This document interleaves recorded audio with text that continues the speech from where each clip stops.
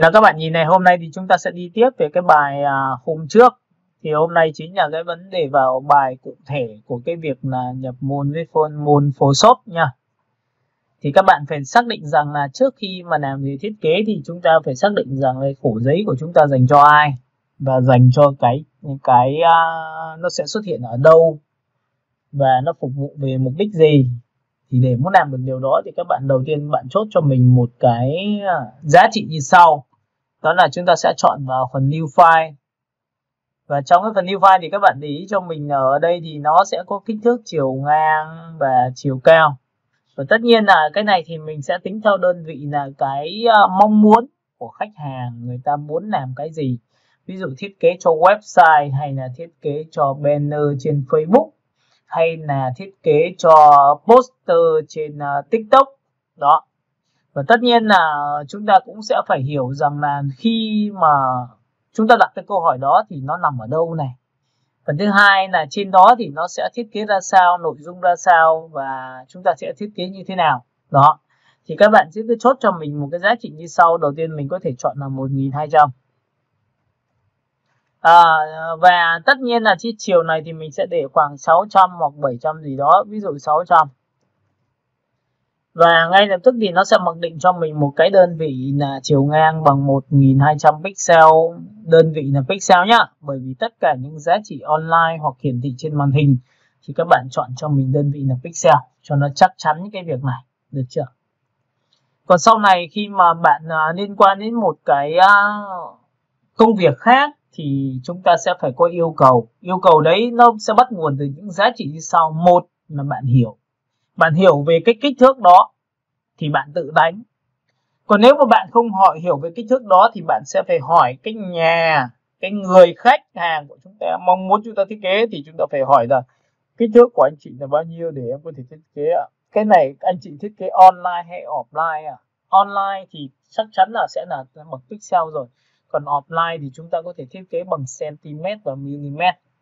Các bạn hiểu cái này chưa đã? Alo.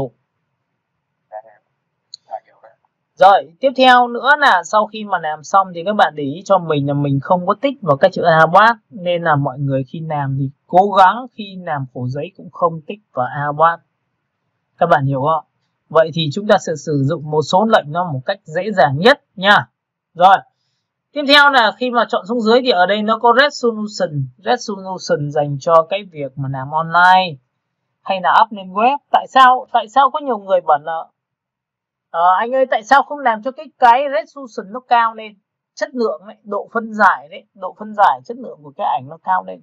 Bởi vì khi làm cao lên mà đôi lúc cái trường hợp mà chúng ta làm trên website hoặc Facebook thì đôi lúc khi lên thì tất nhiên là cái Facebook nó cũng sẽ bóp cái dung lượng của các bạn xuống, và tất nhiên nó cũng không thể nào mà đẹp nét căng như vậy được, nó cũng không phải dành cho in ấn mà. Nên các bạn nhớ một điều rằng là khi bạn làm như vậy, đặc biệt những trên trường hợp là làm website mà bạn làm cái này nó quá to và kích thước quá lớn và độ phân giải quá lớn thì ngay lập tức nó sẽ bị làm sao? Treo máy. Bởi vì làm sao? Nó tính theo dung lượng load vào trang của các bạn. Load vào trang là cái người khách hàng của chúng ta tìm đến cái trang của chúng ta ở đâu, là một trang web. Trên web đấy có nhiều cái ảnh mà to quá thì nó đôi lúc nó cũng sẽ bị đơ. Nên là các bạn nhớ một điều rằng chúng ta phải cho một cái kích thước đủ để nhìn được thôi, không cần phải quá to và cũng không nên quá nhỏ. Các bạn nhớ nhá.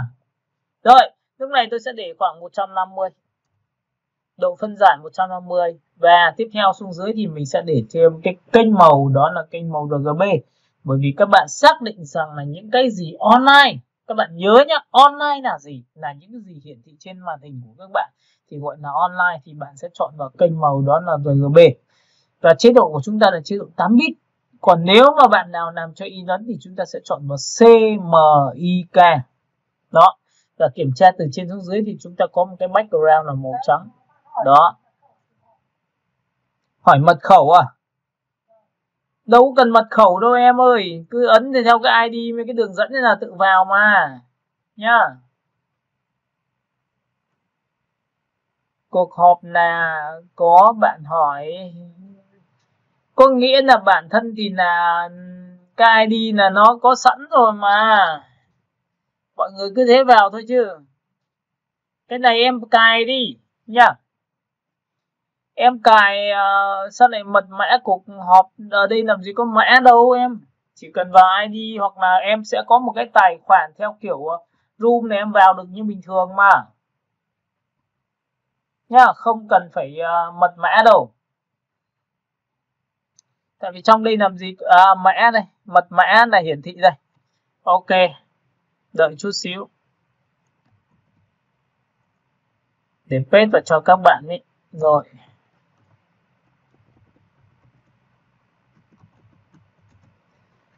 Rồi sau khi mà đã chọn xong được cái vị trí đó thì chúng ta kiểm tra từ trên xuống dưới và chúng ta không có câu hỏi gì thì chúng ta sẽ đi tiếp.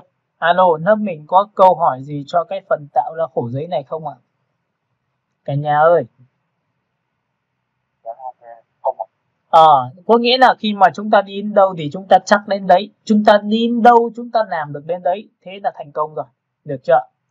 Rồi, vậy thì sau khi mà chúng ta đã hiểu về khổ giấy rồi thì chúng ta sẽ ấn vào Grid nha.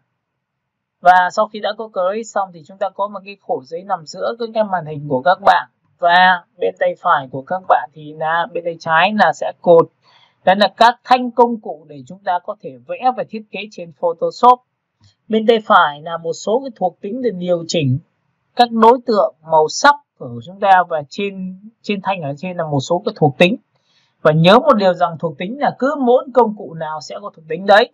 Nên lúc này chúng ta sẽ phải làm quen với cái việc là quản lý cái khổ giấy của chúng ta ra sao, quản lý cái giao diện ra sao. Thì các bạn nhớ cho tôi là tôi dạy cái Photoshop từ 2020 đến 2023 đến 2024.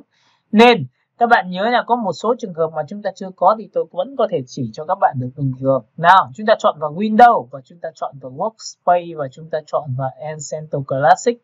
Default đây là giá trị giao diện cơ bản ban đầu. Ví dụ nếu bạn nào mà chưa thấy giao diện mình cơ bản thì mình đưa về cơ bản như này để mình dùng cho nó dễ nhất.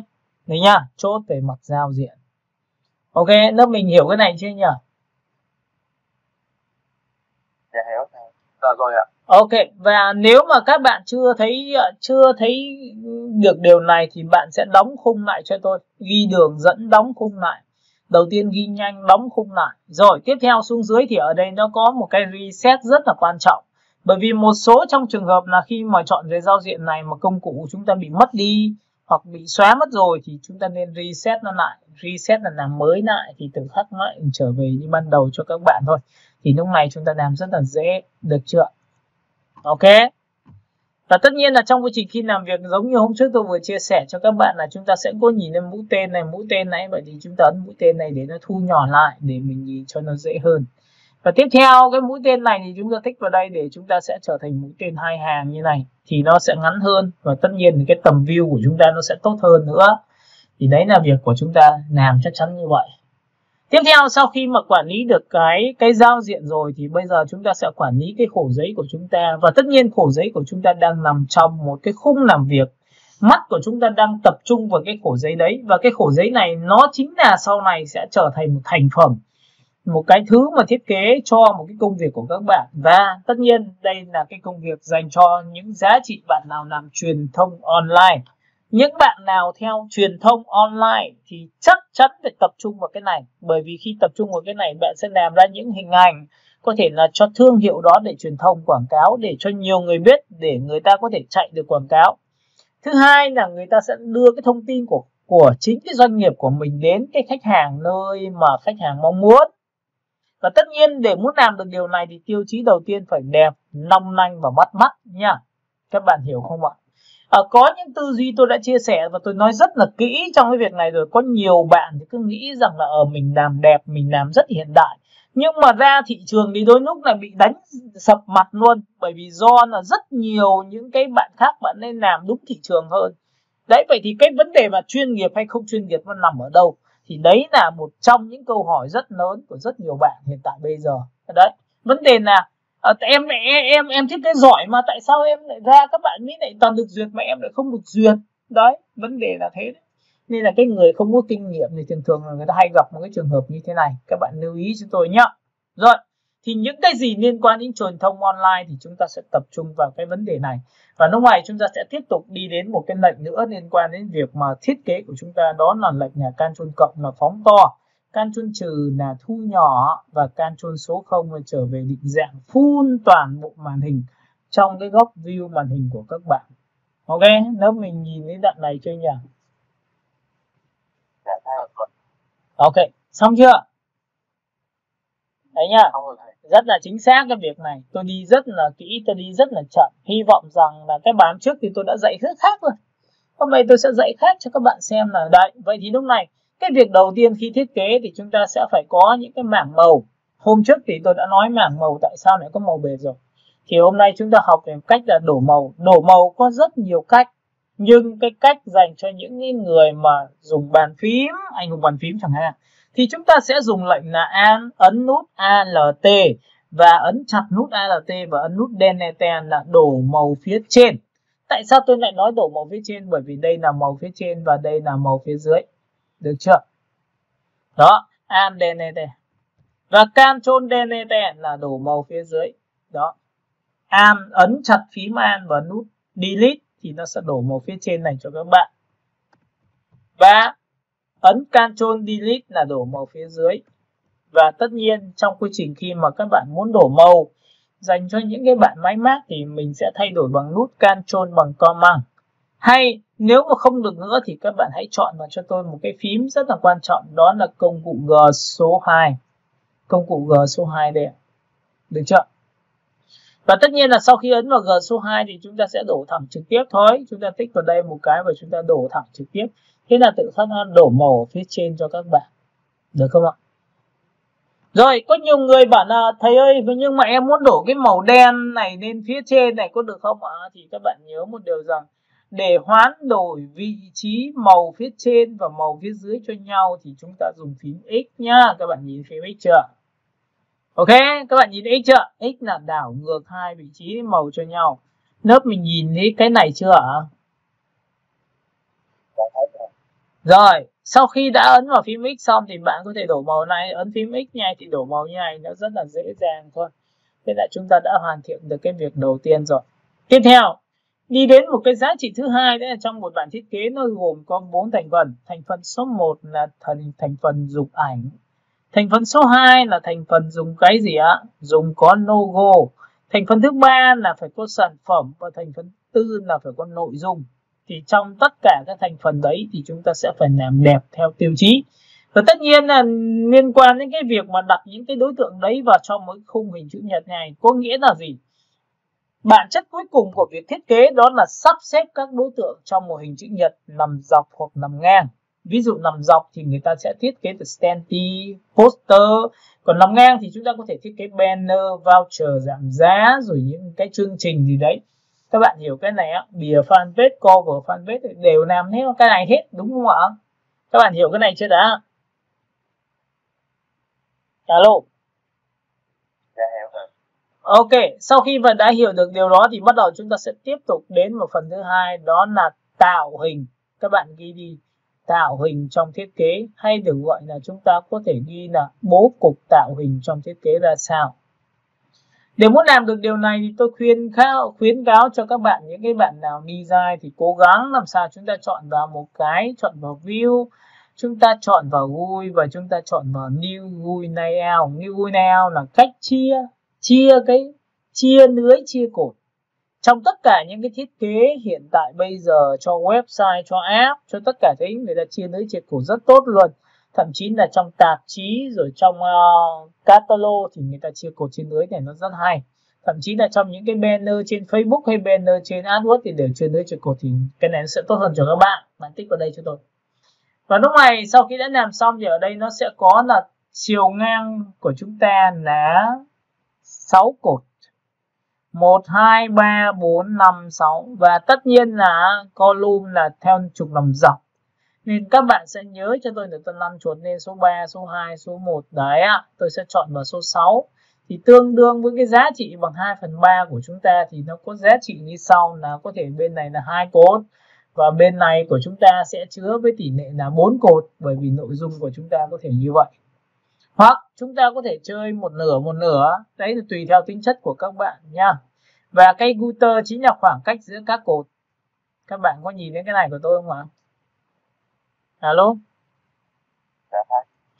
Rồi, vậy thì khoảng cách giữa các cột của chúng ta thì chúng ta sẽ để khoảng 32 nhá. Bạn nhớ cho tôi để cho tôi một cái khoảng 32. Và tiếp theo nữa là sau khi đã có khoảng 32 xong rồi thì chúng ta tiếp tục đến một cái công đoạn nữa là cái lưới này thì tôi chỉ cần theo trục làm dọc thôi. Nhìn thấy không ạ? Và nếu mà bạn mà thích theo chiều lòng ngang nữa thì bạn có thể tăng lên rất là nhiều lần.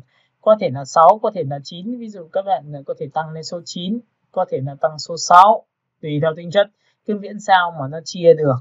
Nhá, 31, 31, 31. Được chưa? Rồi, sau khi đã chọn lựa xong tất cả những cái tiêu chí đấy rồi thì bạn ấn OK giúp tôi. Và lúc này chúng ta sẽ ấn vào biểu tượng là tắt và bật cái lưới của chúng ta bằng lệnh là Ctrl H. Ctrl H là tắt và bật lưới để chúng ta thiết kế nó tốt hơn. Được không ạ? Rồi, bước số 2 của các bạn là gì ạ? Chúng ta hôm nay sẽ làm quen với một cái vùng chọn. Bởi vì cái vùng chọn nó sẽ quyết định cho chúng ta sẽ tạo ra những cái bố cục dạng hình vuông, hình tròn hay hình tam giác, đấy nó rất là quan trọng. Nên là các bạn có thể chọn cho tôi cái bố cục. Thì hôm nay chúng ta sẽ làm quen với một cái công cụ như sau, đó là công cụ hình vuông. Cả lớp mình nhìn thấy cái này chưa ạ? Alo? Alo, cả lớp mình nhìn thấy lại chưa? Và khi tích vào đây thì các bạn nhớ cho tôi là ở đây nó có cái mũi tên. Nhìn thấy cái mũi tên chưa? Cái mũi tên nhỏ nhỏ như này. Đấy, khi tích và giữ chuột một lúc thì nó sẽ sổ ra cho các bạn là công cụ này được ký hiệu là chữ M. Các bạn có thể ghi M cho tôi. Có nghĩa là đây là bố cục bằng những hình cơ bản. Hình cơ bản nghĩa là sao ạ? Bởi vì khi mà bạn vẽ làm cái khung xong, khung đấy có thể là từ hình vuông, hình chữ nhật. Rồi dưới thì có thể là hình elip và hình tròn. Thì đây là hai giá trị. Và chúng ta có thể dùng hai cái giá trị này hoán đổi cho nhau bằng cách rất là dễ dàng. Ví dụ tôi đang ở hình vuông, được chưa? Tôi dùng cái công cụ là Shift M thì tự khắc nó sẽ thay đổi thành hình tròn. Nhìn nó, Shift M, ấn Shift M là thay đổi hình vuông, hình tròn là vẽ cho nó nhanh hơn. Còn bình thường tôi có thể vẽ như này, được chưa? Rồi bước số 2 nữa là gì ạ? Sau khi tôi làm xong này tôi giữ Shift nhá. Nào, lúc này tôi ấn vào Ctrl H để tắt cái lưới đi. Tôi vẽ này. Bình thường vẽ tự do thì các bạn chỉ cần chọn vào công cụ M của chúng ta thôi, thì ở trên đây nó sẽ có các thanh thuộc tính cho các bạn thay đổi. Nhìn thấy không ạ? Đó, bạn ấn vào đây thì thanh thuộc tính nó thay đổi, ấn vào đây thì thuộc tính nó thay đổi nhá. Rồi, cách vẽ này, đối với cái công cụ M vùng chọn hình M này các bạn cứ vẽ ra. Nếu không có cái gì cả thì nó sẽ trở thành hình chữ nhật, nó có thể trở thành hình chữ nhật nằm ngang và nằm dọc. Và tất nhiên là khi giữ Shift trên bàn phím thì bạn sẽ trở thành hình vuông. Đó, thì các bạn có thể ghi là vẽ một cái vùng tròn. Và vẽ vùng chọn xong thì chúng ta nhớ một điều rằng nên giữ Shift hay là không giữ Shift. Nếu không giữ Shift thì các bạn vẽ tự do sang trái sang phải thoải mái. Còn khi bạn giữ Shift rồi thì cái vùng chọn của các bạn là hình chữ nhật nó sẽ trở thành hình vuông. Được chưa? Ok, và sau khi vẽ xong thì các bạn có thể ấn vào Ctrl D dứt lệnh, vẽ xong Ctrl D dứt lệnh. Đó, thế đó, nó rất là đơn giản như vậy thôi. Rồi, vậy thì cái công cụ hình vuông này chúng ta cũng phải xác định rằng là nó phù hợp với cái ngành nghề nào, nó phù hợp với lĩnh vực nào, để chúng ta có thể sau này chúng ta có thể tận dụng để làm về thiết kế. Và từ cái công cụ này người ta sẽ vẽ cho chúng ta là những cái khung hình cho cái người vào, hay cho bố cục chúng ta vào, hay là vẽ khung hình này để tạo ra những cái background. Nó có hai giá trị thôi, một là vẽ khung, hai là tạo ra background cho thiết kế của chúng ta. Được chưa? Rồi, vậy thì chúng ta bắt đầu đi vào nhé. Các bạn nhìn vào đây. Lúc này trước khi mà chuẩn bị làm thì các bạn lưu ý cho tôi là chúng ta sẽ phải ấn vào F7 để bật cái bảng quản lý về tất cả các đối tượng lên, để chúng ta thiết kế tốt hơn này. Các bạn sẽ kéo sang trái sang phải rất dễ dàng. Nào, lúc này trong quy trình khi làm thì tôi ấn vào Ctrl H. Các bạn nhớ nhé, Ctrl H là bật cái lưới lên. Bạn có thể vẽ ra một biểu tượng như thế này. Thì các bạn có thấy rằng là tôi đang vẽ với tỷ lệ bằng 2/3 giá trị. Nhìn thấy không ạ? Alo? Dạ thầy. Đó. Rồi, các bạn có thể nhấn sang phần 23 này được. Thì còn cái phần còn lại thì tôi từ đây đến đây là phần mà tôi sẽ đặt chữ cho các bạn có thể nằm trong cái khoảng không này. Ok, và sau khi làm xong cái biểu tượng này thì các bạn sẽ chọn cho tôi những cái giá trị như sau, là tôi lập ra một layer mới.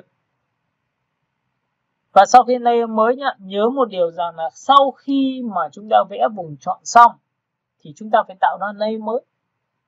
Bởi vì khi mà tạo ra layer mới thì mình sẽ đổ một cái màu mới thì mình mới quản lý được nó. Chứ còn nếu mà mình không tạo ra layer mới thì mình sẽ không quản lý được nó đâu nhá. Layer 1 là background, layer 2 là một cái khung thì chúng ta cũng phải tạo ra layer 2. Và layer 2 này là chính là một cái khung nên là tôi sẽ chọn cho nó một cái màu. Và tất nhiên là màu vàng thì tôi sẽ đổ một cái màu như sau, tôi sẽ cho một cái màu khá là trầm cho các bạn. Xanh thì đối nghịch với vàng nên là tôi sẽ giữ phím Alt và ấn nút Delete là đổ màu phía trên. Rồi. Và sau khi đổ màu phía trên xong rồi thì các bạn ấn vào D, Ctrl D giúp tôi là dứt lệnh và Ctrl H là tắt cái lưới đi nhá. Ctrl H đi. Đó, cả lớp mình nhìn cái này chưa nhỉ? Alo. Rồi, vậy thì từ một cái đối tượng này của các bạn thì các bạn nhớ cho tôi là tôi đã có layer background là layer đầu tiên của thiết kế và nền đang là nền sáng, còn đối tượng này của chúng ta đặt nha. Và đối tượng này của các bạn nhớ cho tôi là trong quy trình khi làm thì tôi có thể vẽ. Tất nhiên trong quy trình vẽ có rất nhiều cách tạo hình. Tạo hình khi nền bằng nền bệt như này thì bạn được quyền sử dụng những cái tiêu chí như sau là tôi đã vẽ một cái biểu tượng có thể nhỏ hơn. Nhỏ hơn nghĩa là sao ạ? Có thể là các bạn có thể vẽ một cái hình như thế này. Ok. Và trong quy trình khi vẽ hình như này xong thì bạn có thể chọn cho tôi một cái màu khác biệt. Ví dụ tôi chọn màu sáng hơn. Tôi lập ra một layer mới.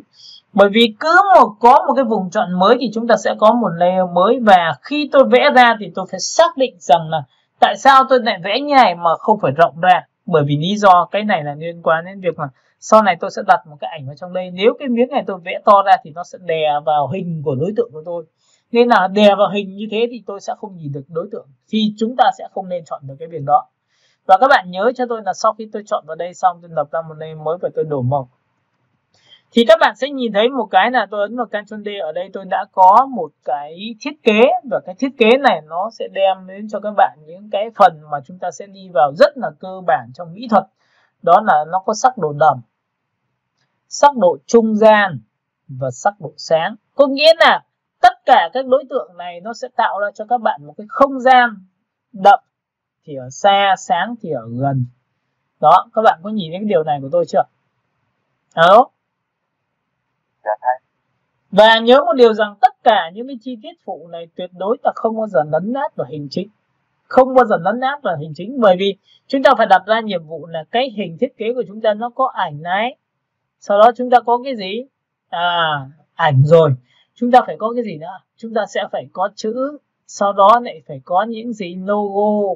Sau đó có nội dung, nội giếc và có sản phẩm. Tất nhiên, chuyện đương nhiên là chuyện như vậy rồi. Rồi, sau khi làm xong thì tôi lại tạo ra những cái biểu tượng hình khác nhau. Ví dụ, tôi lại giữ một cái công cụ như sau. Lúc này tôi sẽ giữ Shift. Ok, tại sao lại vẽ giữ Shift mà không phải là một cái đường nó to hơn? Bởi vì tôi nhớ một điều rằng như này. Các bạn dù có tạo hình như thế nào chăng nữa thì cái phần này chúng ta không quá lấn vào bên trong. Không vẽ quá nhiều chi tiết vào bên trong, bởi vì cái chỗ này là dành cho chữ nên là chúng ta cũng hạn chế. Các bạn hiểu cái này của tôi chưa? Alo? Tạo hình cho bố cục thì phải nhớ một điều rằng cái bố cục của chúng ta khi vẽ ra và những cái thứ mà chúng ta mang tính chất trang trí thì nó là chi tiết phụ, và đã là phụ thì bé nhỏ và mờ nhạt chứ không thể nào lấn át hình chính được. Nên là các bạn tạo hình cho tôi là đây, tôi tạo hình đây, tôi lập ra một layer mới và tôi lại tạo ra cho nó một cái màu. Và tất nhiên là trong quy trình khi tôi đổ màu tôi dùng Alt lên ấn Delete, Alt Delete thì đổ màu, Ctrl D dứt lệnh. Lúc này sau khi đối tượng đưa xong thì tôi sẽ kéo đối tượng vào đây để cho nó vào đúng cái vị trí. Và cái vị trí này thì tôi sẽ dùng một cái lệnh như sau để cho nó mờ hơn. Và trong cái Photoshop của chúng ta nó có lệnh là làm đối tượng trong mờ thì bằng cách nào? Opacity đây. Các bạn sẽ chọn cho tôi là số, ấn vào theo số là ấn số 5 thì opacity bằng 5. Và tất nhiên nữa là tôi sẽ tạo ra một tính chất vui vẻ và tạo ra cái ngẫu hứng cho thiết kế bằng cách tôi sẽ vẽ những cái biểu tượng hình tròn bé nhỏ hơn. Tôi lại lập ra một layer mới để tôi tạo ra Alt Delete. Với những cái bài như này, nếu mà bạn nào mà sáng tạo theo cái tiêu chí là không lấn át về hình chính và nó là sự trang trí thì bạn sẽ thấy rằng là chúng ta sẽ tạo được ra quá nhiều bố cục. Và cái sự mà tạo ra bố cục nhiều như này thì sau này nó sẽ giúp ích cho các bạn là tạo ra những cái bố cục rất đặc sắc và không có ít khi đụng hàng với ai đó. Được chưa? Rồi tiếp theo nữa này. Ví dụ sau khi tôi đã có được một đối tượng này xong thì các bạn sẽ tạo ra những cái, đây là những cái mảng màu. Và tất nhiên là chúng ta cũng sẽ có, tại sao lại phải có dài, phải có ngắn nhá. Bố cục của nguyên tắc của chúng ta nó có to vừa nhỏ, nó sắc độ đậm, trung gian, sáng. Thì nó phải có gì? To, gầy, to, ngắn. Đấy, chúng ta sẽ phải đưa ra rất là nhiều tiêu chí như vậy để chúng ta làm. Thì sau này chúng ta sẽ làm rất là tốt luôn. Ok. Thì các bạn sẽ nhìn vào đây, ví dụ như này, tôi chỉ cần đưa một vài cái tiêu chí thôi là đã xong rồi. Được chưa? Rồi, phần thứ hai. Thì các bạn nhớ cho tôi là trong cái phần thiết kế của chúng ta tôi sẽ đưa ra một cái ví dụ. Và cái ví dụ này thì ví dụ nếu làm về nước hoa. Làm về chủ đề nước hoa thì các bạn nhớ cho tôi là tôi chọn file và tôi chọn vào Ctrl O. Và trong phần Ctrl O thì các bạn nhớ cho tôi là tôi ấn vào đây và tôi ấn vào Ctrl V. Được chưa? Và sau khi Ctrl V xong thì các bạn sẽ nhìn thấy đây là những cái biểu tượng cho chúng ta là làm về nước hoa thì nó phải có text. Text của chúng ta thì nó có rất nhiều những yếu tố. Ví dụ chúng ta chọn một cái text như này. Cả lớp mình nhìn thấy cái phần này chưa? Alo. Thì việc đầu tiên các bạn nhớ cho tôi là để muốn tránh trường hợp là chúng ta phải đánh lại quá nhiều thì chúng ta sẽ phải làm một cái thao tác cho tôi, đó là gì? Chúng ta có thể dịch cái biểu tượng này ra thành những cái text và chúng ta chỉ việc copy thôi. Ví dụ như là bí quyết chọn nước hoa chính hãng chẳng hạn như thế. Và làm quà tặng hoàn hảo cho ngày 20 tháng 10 chẳng hạn. Đấy là tiêu chí. Và tất nhiên là chúng ta sẽ làm một cái này bằng cách nào thì đây. Tôi sẽ cho các bạn xem một cái tiêu chí như sau. Tôi sẽ chọn vào Google. Các bạn chọn vào Google giúp tôi. Và trong phần Google thì các bạn nhớ cho tôi là nó có một cái ảnh. Thì tôi sẽ chọn một cái ảnh thôi. Tôi sẽ tải cái ảnh lên. Đây ạ, tôi sẽ chọn cho nó một cái tải ảnh. Cả lớp mình biết cái tải ảnh đi lên chưa ấy nhỉ? Alo? Dạ biết rồi thầy. Đây ạ. Thì các bạn sẽ nhìn thấy là chúng ta ấn vào Translate này thì khắc nó sẽ dịch cho chúng ta, và lúc này thì chúng ta xổ xuống và chúng ta chọn vào biểu tượng. Nó tên là gọi là tên tiếng Việt. Được chưa? Và lúc này thì chúng ta sẽ có là bí quyết chọn nước hoa chính hãng, thì chúng ta sẽ copy từng cái một và copy từng đối tượng hoặc thậm chí là copy tất cả cái này. Ctrl C. Sau đó thì các bạn sẽ chọn vào New Cell và quay trở lại với Photoshop để chúng ta làm tiếp những cái biểu tượng như thế này. Và tất nhiên là cái này nó sẽ là bước tập dượt đầu tiên để các bạn là Ctrl V. Ok, Ctrl V xong thì các bạn ấn vào Ctrl T giúp tôi và phóng to ra. Được chưa? Lúc này thì cái biểu tượng nhớ một điều rằng là khi làm về thiết kế thì cái text của chúng ta bên tay phải rồi, chúng ta sẽ ấn vào T. Và trong cái phần T này của các bạn nhớ cho tôi là nó sẽ có một cái thành tựu. T chính là công cụ chữ của thiết kế của chúng ta. Đây ạ. T là công cụ chữ. Và lúc này chúng ta chọn đến bảng điều khiển của cái chữ đó trên thanh thuộc tính. Chúng ta tích vào đây. Và sau khi chọn vào đây xong thì các bạn nhớ cho tôi nữa là cái đây là khoảng cách giữa các dòng. Dòng trên và dòng dưới. Chúng ta xổ xuống và chúng ta chọn auto thì tự khắc nó sẽ được như này. Các bạn hiểu cái này của tôi chưa? Alo? Rồi. Sau khi mà tôi chọn xong như này thì lúc này các bạn sẽ nhớ cho tôi là đây tôi có 3 nội dung cho các bạn. Và 3 nội dung này thì các bạn nhớ cho tôi là làm thế nào để chúng ta, ví dụ chúng ta có 3 nội dung. Nội dung số 1, nội dung số 2 và nội dung số 3. Thì cái tiêu chí này các bạn sẽ cần phải làm việc với bộ phận về truyền thông marketing để hỏi rằng là cái nào sẽ là cái quan trọng nhất. Bởi vì khi mà làm cái quan trọng nhất thì tôi sẽ cho to lại. Còn cái nào mà bớt quan trọng thì tôi sẽ cho nó nhỏ lại. Đấy, vậy thì ví dụ như là bí quyết chọn là to và nước hoa chính hãng đây là một cụm, còn cái làm quà tặng thì sẽ là một cụm thứ hai. Thì tôi sẽ cho nó một cái ví dụ như sau là cái khoảng cách, các bạn nhớ nhá. Nào, phóng to lại. Lúc này tôi sẽ tách ra, bởi vì trong cái nguyên tắc thiết kế thì các bạn sẽ phải làm chữ thì các bạn sẽ phải tách ra bằng Ctrl X. Sau đó thì các bạn sẽ làm sao? Chúng xuống dòng và chúng ta back lại lên đây và chúng ta sẽ kéo xuống đây một tí, được chưa? Nào, V, T chúng ta tích vào đây và Ctrl V lại thì chúng ta có một cái chữ đầu tiên là chữ nhà. Đó. Và trong cái phần này thì các bạn nhớ cho tôi là ví dụ cái bí quyết chọn mà bạn quy định rằng đây là một cái phông chữ mà các bạn sẽ dành cho việc là trông nó chắc khỏe thì mình có thể chọn một cái phông chữ như sau. Đó là cái phông chữ cửa sổ D. Tôi sẽ sang một cái phông chữ mà chúng ta đã có trong phần download. Phông chữ này thì nó sẽ có một cái phông chữ dành cho cái nước hoa. Chúng ta chỉ cần copy cái tên phông. Sau đó thì sang Photoshop nhá, chuột phải này. Đó thì các bạn sẽ nhìn đây là một cái đấy. Vậy thì lúc này chúng ta, tại vì phông chữ của nước ngoài thì nó không có hỗ trợ nên là chúng ta cứ đánh bình thường thôi. Đó, chúng ta cứ đánh bình thường như là chúng ta đang chọn thôi. Ok, chúng ta sẽ đánh không dấu nhá.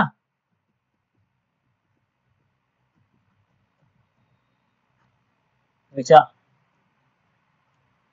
Rồi, sau khi đã chọn xong thì các bạn để ý cho tôi là cái phần này chữ của chúng ta phải được là căn vào giữa, bởi vì khi làm thiết kế thì khoảng không từ đây đến đây phải bằng khoảng không từ đây đến đây.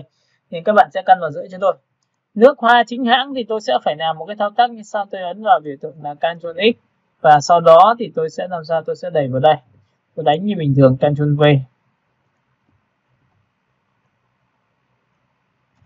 Thì lúc này các bạn sẽ nhìn thấy là cái phần nước hoa chính hãng, tại vì cái này nó không có hỗ trợ tiếng Việt nên là các bạn cũng đánh cho tôi một cái biểu tượng là nước hoa chính hãng vào đây.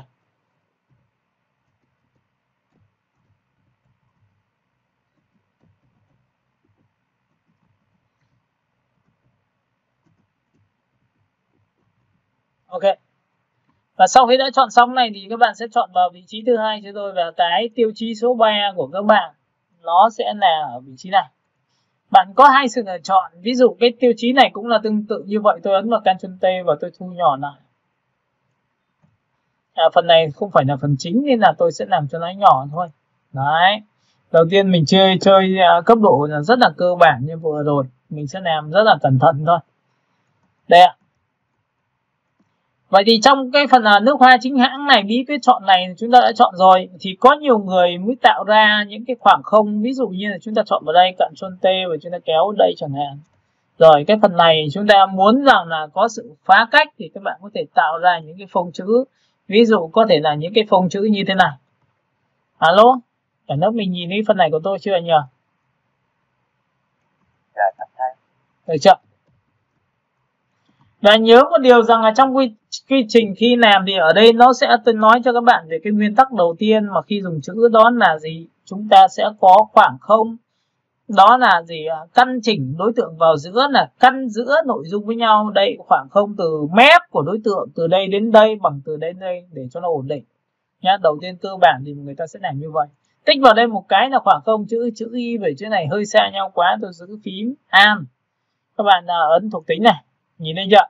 Đây là giãn dòng này, các bạn nhìn nào, giữa các ký tự chữ này thì tôi có thể cho nó thấp lại, ví dụ âm thì nó sẽ làm sao, nó sẽ sát lại cho các bạn giữ phím An cho tôi, giữ An trên bàn phím và ấn nút mũi tên sang trái để nó sát lại một tí để cái kết cấu chữ nó đẹp hơn. Ok, tiếp tục tôi chọn vào đây, giữ phím An, tôi chọn vào đây, được chưa? Rồi sau khi tôi chọn xong thì các bạn đã có một cái phông chữ nó như thế này. Và cái phông chữ dưới thì tôi để nguyên cái phông chữ là nét vẽ bằng tay, và cái vị trí này tôi sẽ để một cái biểu tượng chữ nữa của tôi vào đây. Được chưa? Tôi có 3 sự lựa chọn, và cái chữ này thì tôi có thể ấn vào Ctrl T và tôi phóng to ra. Tôi phóng to ra ở phía trên thì tôi sẽ để đặt một cái logo rồi. Nên chính vậy mà sẽ chọn ra. Rồi cách thứ hai nữa là các bạn có thể ví dụ đặt một cái như này, thì cách thứ hai của các bạn cũng có thể xử lý được. Trên đây là một cái logo này, là tôi sẽ chọn vào Ctrl O của chúng ta. Trong cái phần này thì các bạn sẽ chọn cho tôi đến một cái logo. Ok, chúng ta sẽ chọn vào biểu tượng logo. cửa sổ E. Chúng ta sẽ chọn vào biểu tượng là mỹ phẩm.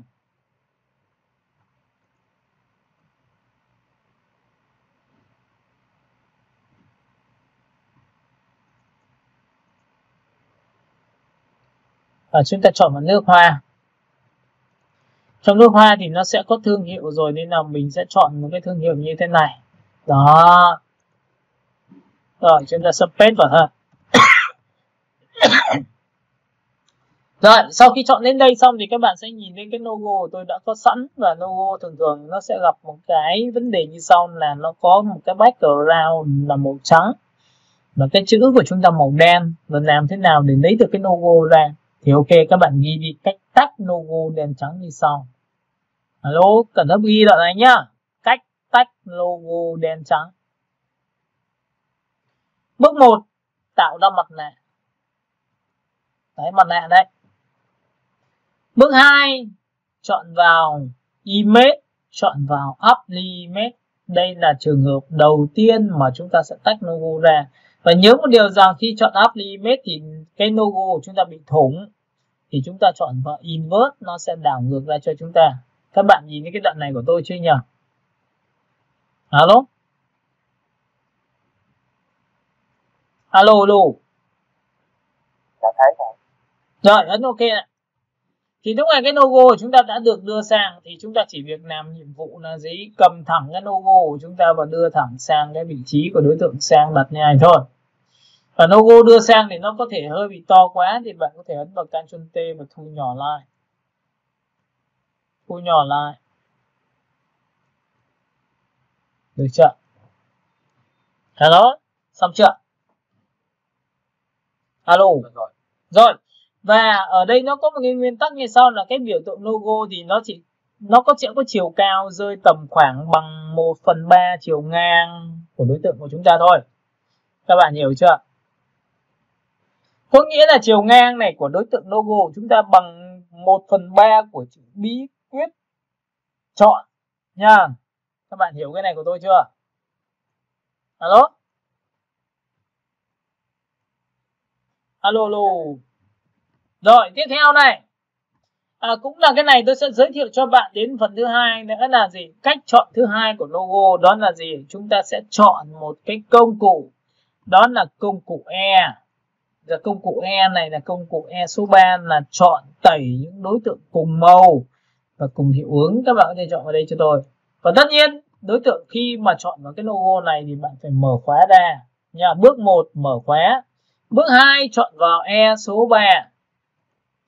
Bước 3 tích vào biểu tượng màu trắng là tự khắc nó thủng hình. Chỗ nào màu trắng mình ấn nốt hết tất cả phần này. Thế là chúng ta đã có một cái logo.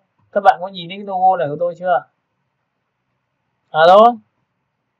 Đã thấy. Và cũng tương tự như vậy, chúng ta sẽ cầm đối tượng này và đẩy sang bên này. Và lúc này thì đối tượng của chúng ta đã có rồi. Tôi ấn vào Ctrl T và tôi thu nhỏ lại.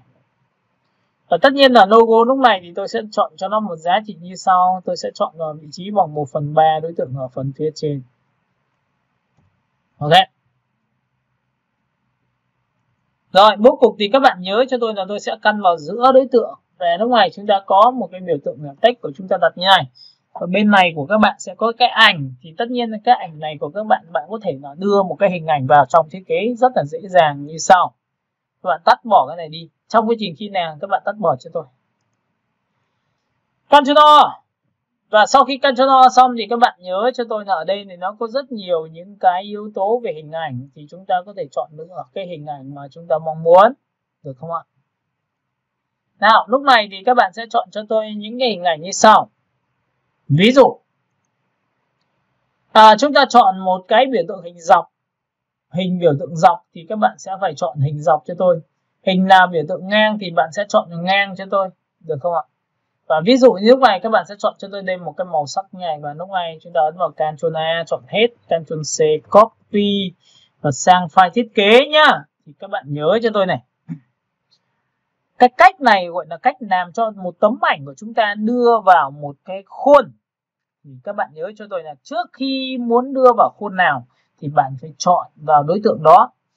Thì chúng ta sẽ làm quen với việc là chọn vào đúng layer. Nào, bước 1 để muốn chọn đúng layer mình mong muốn thì mình sẽ dùng cái công cụ phím V chuột phải vào cái vùng của đối tượng đó. Đây, vùng đây, chuột phải. Và cái layer đầu tiên xuất hiện chính là nó. Bạn tích vào đây cho tôi. Và nhớ một điều rằng trong quá trình khi tích xong, bạn phải dịch chuyển xem là chính xác chưa. Nếu đúng chính xác rồi thì bạn ấn vào Ctrl Z là ok. Nhìn lên layer 1 chưa?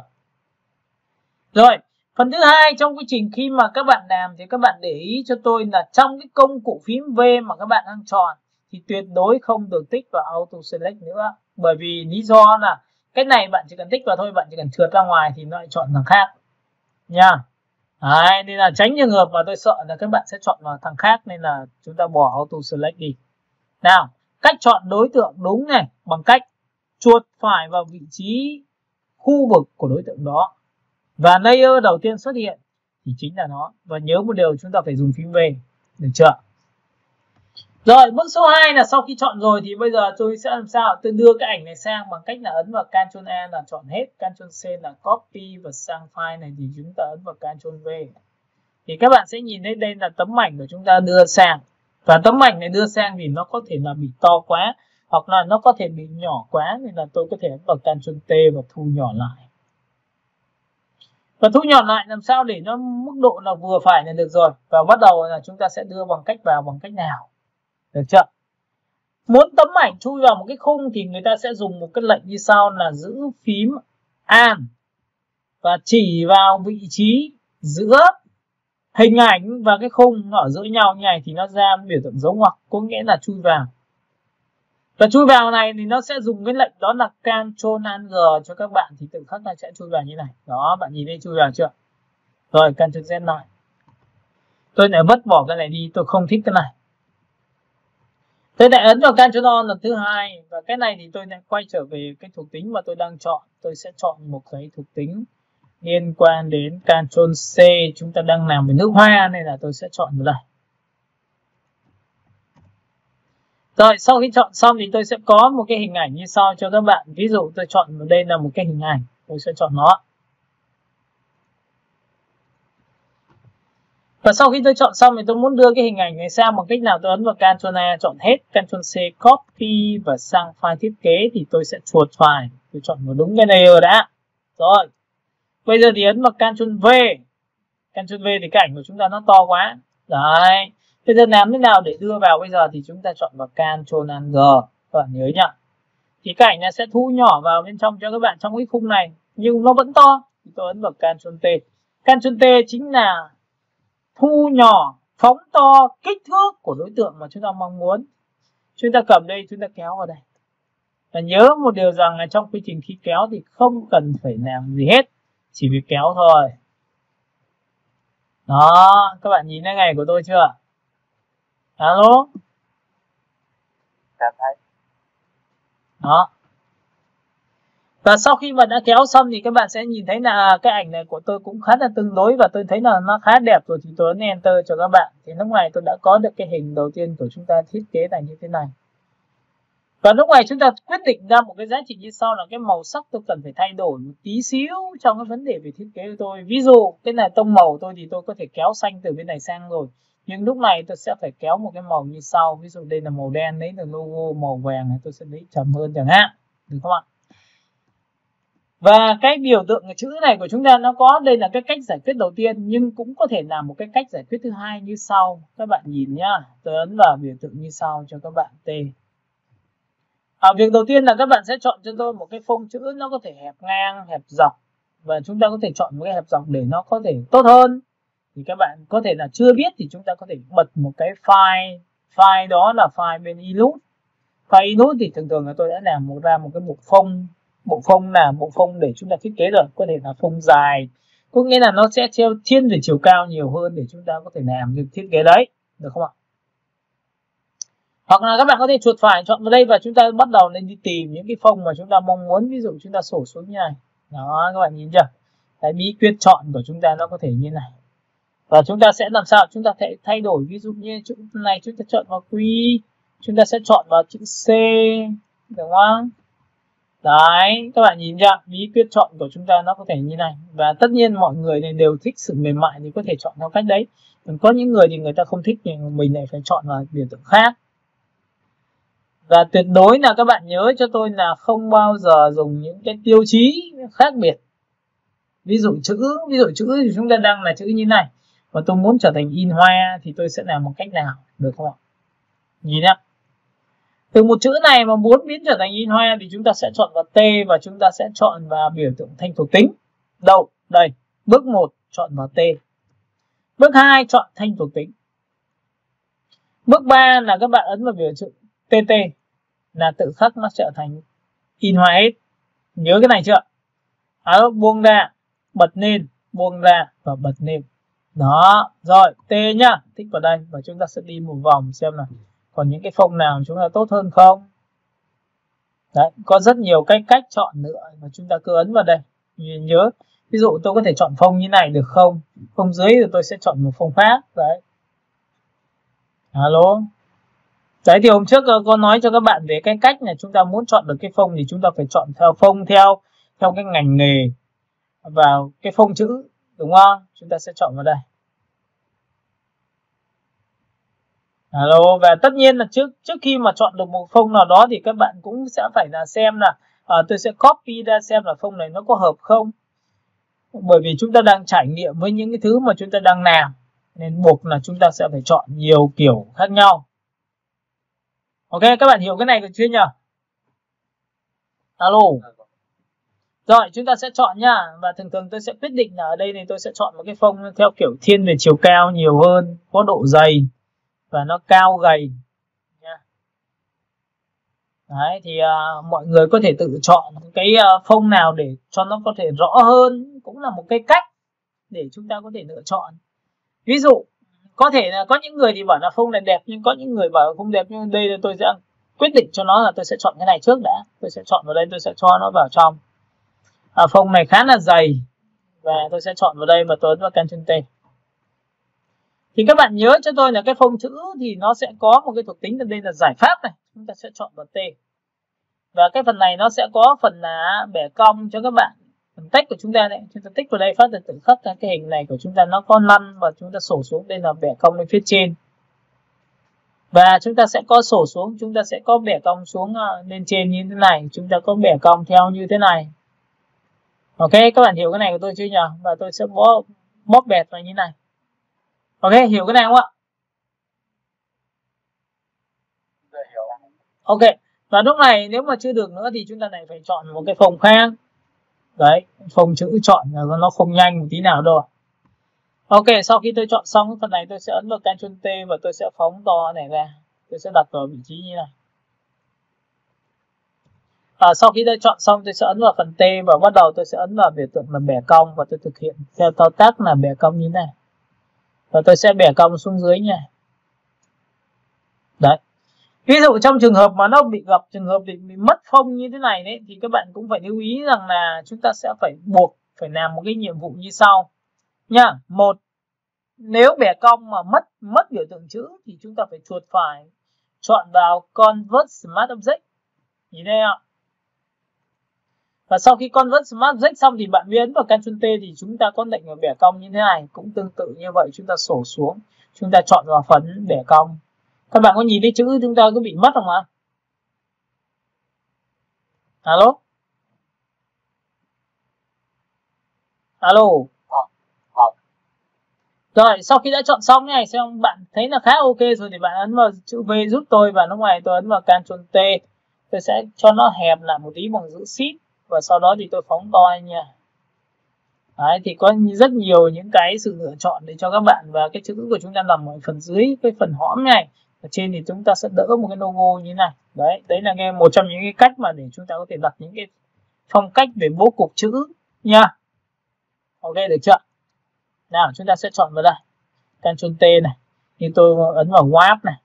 Sau đó thì chúng ta chọn vào biểu tượng là bẻ cong này. Và chúng ta sẽ bẻ cong xuống dưới này. Đấy. Ví dụ nếu là chữ thì nó sẽ bị mất chữ giống như này. Thì như vừa rồi tôi vừa chia sẻ cho các bạn là buộc chúng ta phải làm một cái thao tác là gì? Chuột phải chọn vào biểu tượng là Convert Smart Object. Được chưa? Nào, chuột phải Convert Smart Object. Sau khi convert smart text xong thì bạn mới ấn vào Ctrl T giúp tôi, thì lúc này mới chọn ra biểu tượng là bẻ cong được nha. Được chưa? Đây ạ. Recording in progress. Rồi, chúng ta tích vào đây một cái thì chúng ta sẽ bẻ cong cái vị trí đối tượng của chúng ta lại, chúng ta xổ xuống và chúng ta bẻ cong đây ạ. Rồi cái này thì các bạn sẽ bẻ xuống cho tôi để làm sao cho nó phù hợp với mắt của chúng ta là được rồi. Và chúng ta chỉ chọn vào phím V là xong. Được chưa? Sau khi chọn xong như này thì đối tượng của chúng ta từ đây xuống đây thì chúng ta sẽ chọn vào Ctrl T và chúng ta thu nhỏ lại. Chúng ta đặt vào giữa khoảng không của đối tượng.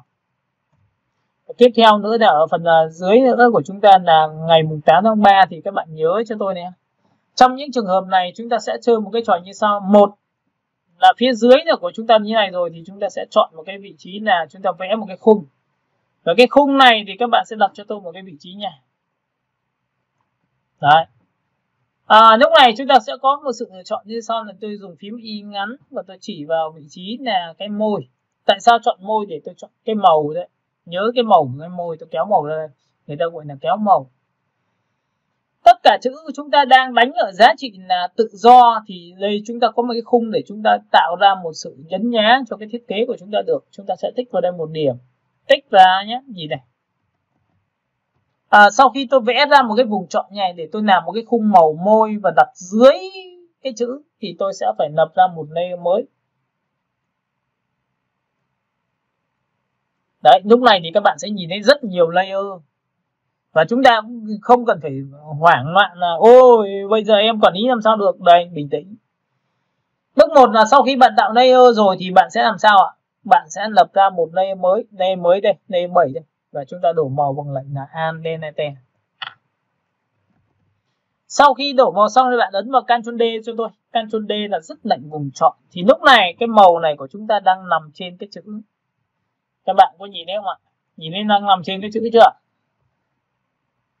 Alo? Và lúc này bây giờ chúng ta làm thế nào để cho cái đối tượng màu này nó xuống dưới cái chữ, thì trong cái phần Photoshop của chúng ta có một cái lệnh như sau là Ctrl ngoặc vuông bên tay trái là xuống dưới một đối tượng. Thì lúc này layer 7 của chúng ta đang là chính cái màu này và chúng ta xuống dưới cái này thì chúng ta ấn vào Ctrl ngoặc vuông này thì có phải nó xuống dưới không? Các bạn có nhìn thấy ngày của tôi chưa? Ok. Và sau khi đã chọn xong thì các bạn nhớ cho tôi là cứ theo đúng quy luật tương phản mà chúng ta dùng thôi. Cái text này chúng ta thay đổi bằng cách chọn vào T và tôi sẽ chọn đúng cái màu background. Nhưng lúc này màu background tôi sẽ thiên về sắc sáng hơn. Ok, các bạn hiểu cái này của tôi chưa? Alo? Rồi nhá, thì đây cũng chỉ là một giải pháp cho cái vấn đề về chữ thôi. Và chúng ta sẽ có một cái nguyên tắc này. Đây, chữ này của chúng ta này.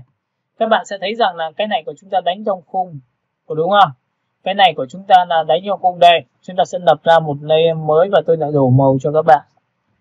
Rồi, chúng ta lại vẽ ra một cái biểu tượng, một cái khung.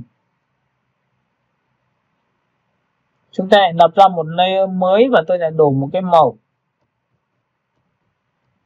Và cái màu như này thì tôi ấn vào Ctrl T để tôi bẻ cong cho các bạn đúng theo nguyên tắc vừa rồi tôi vừa làm cho các bạn đây ạ.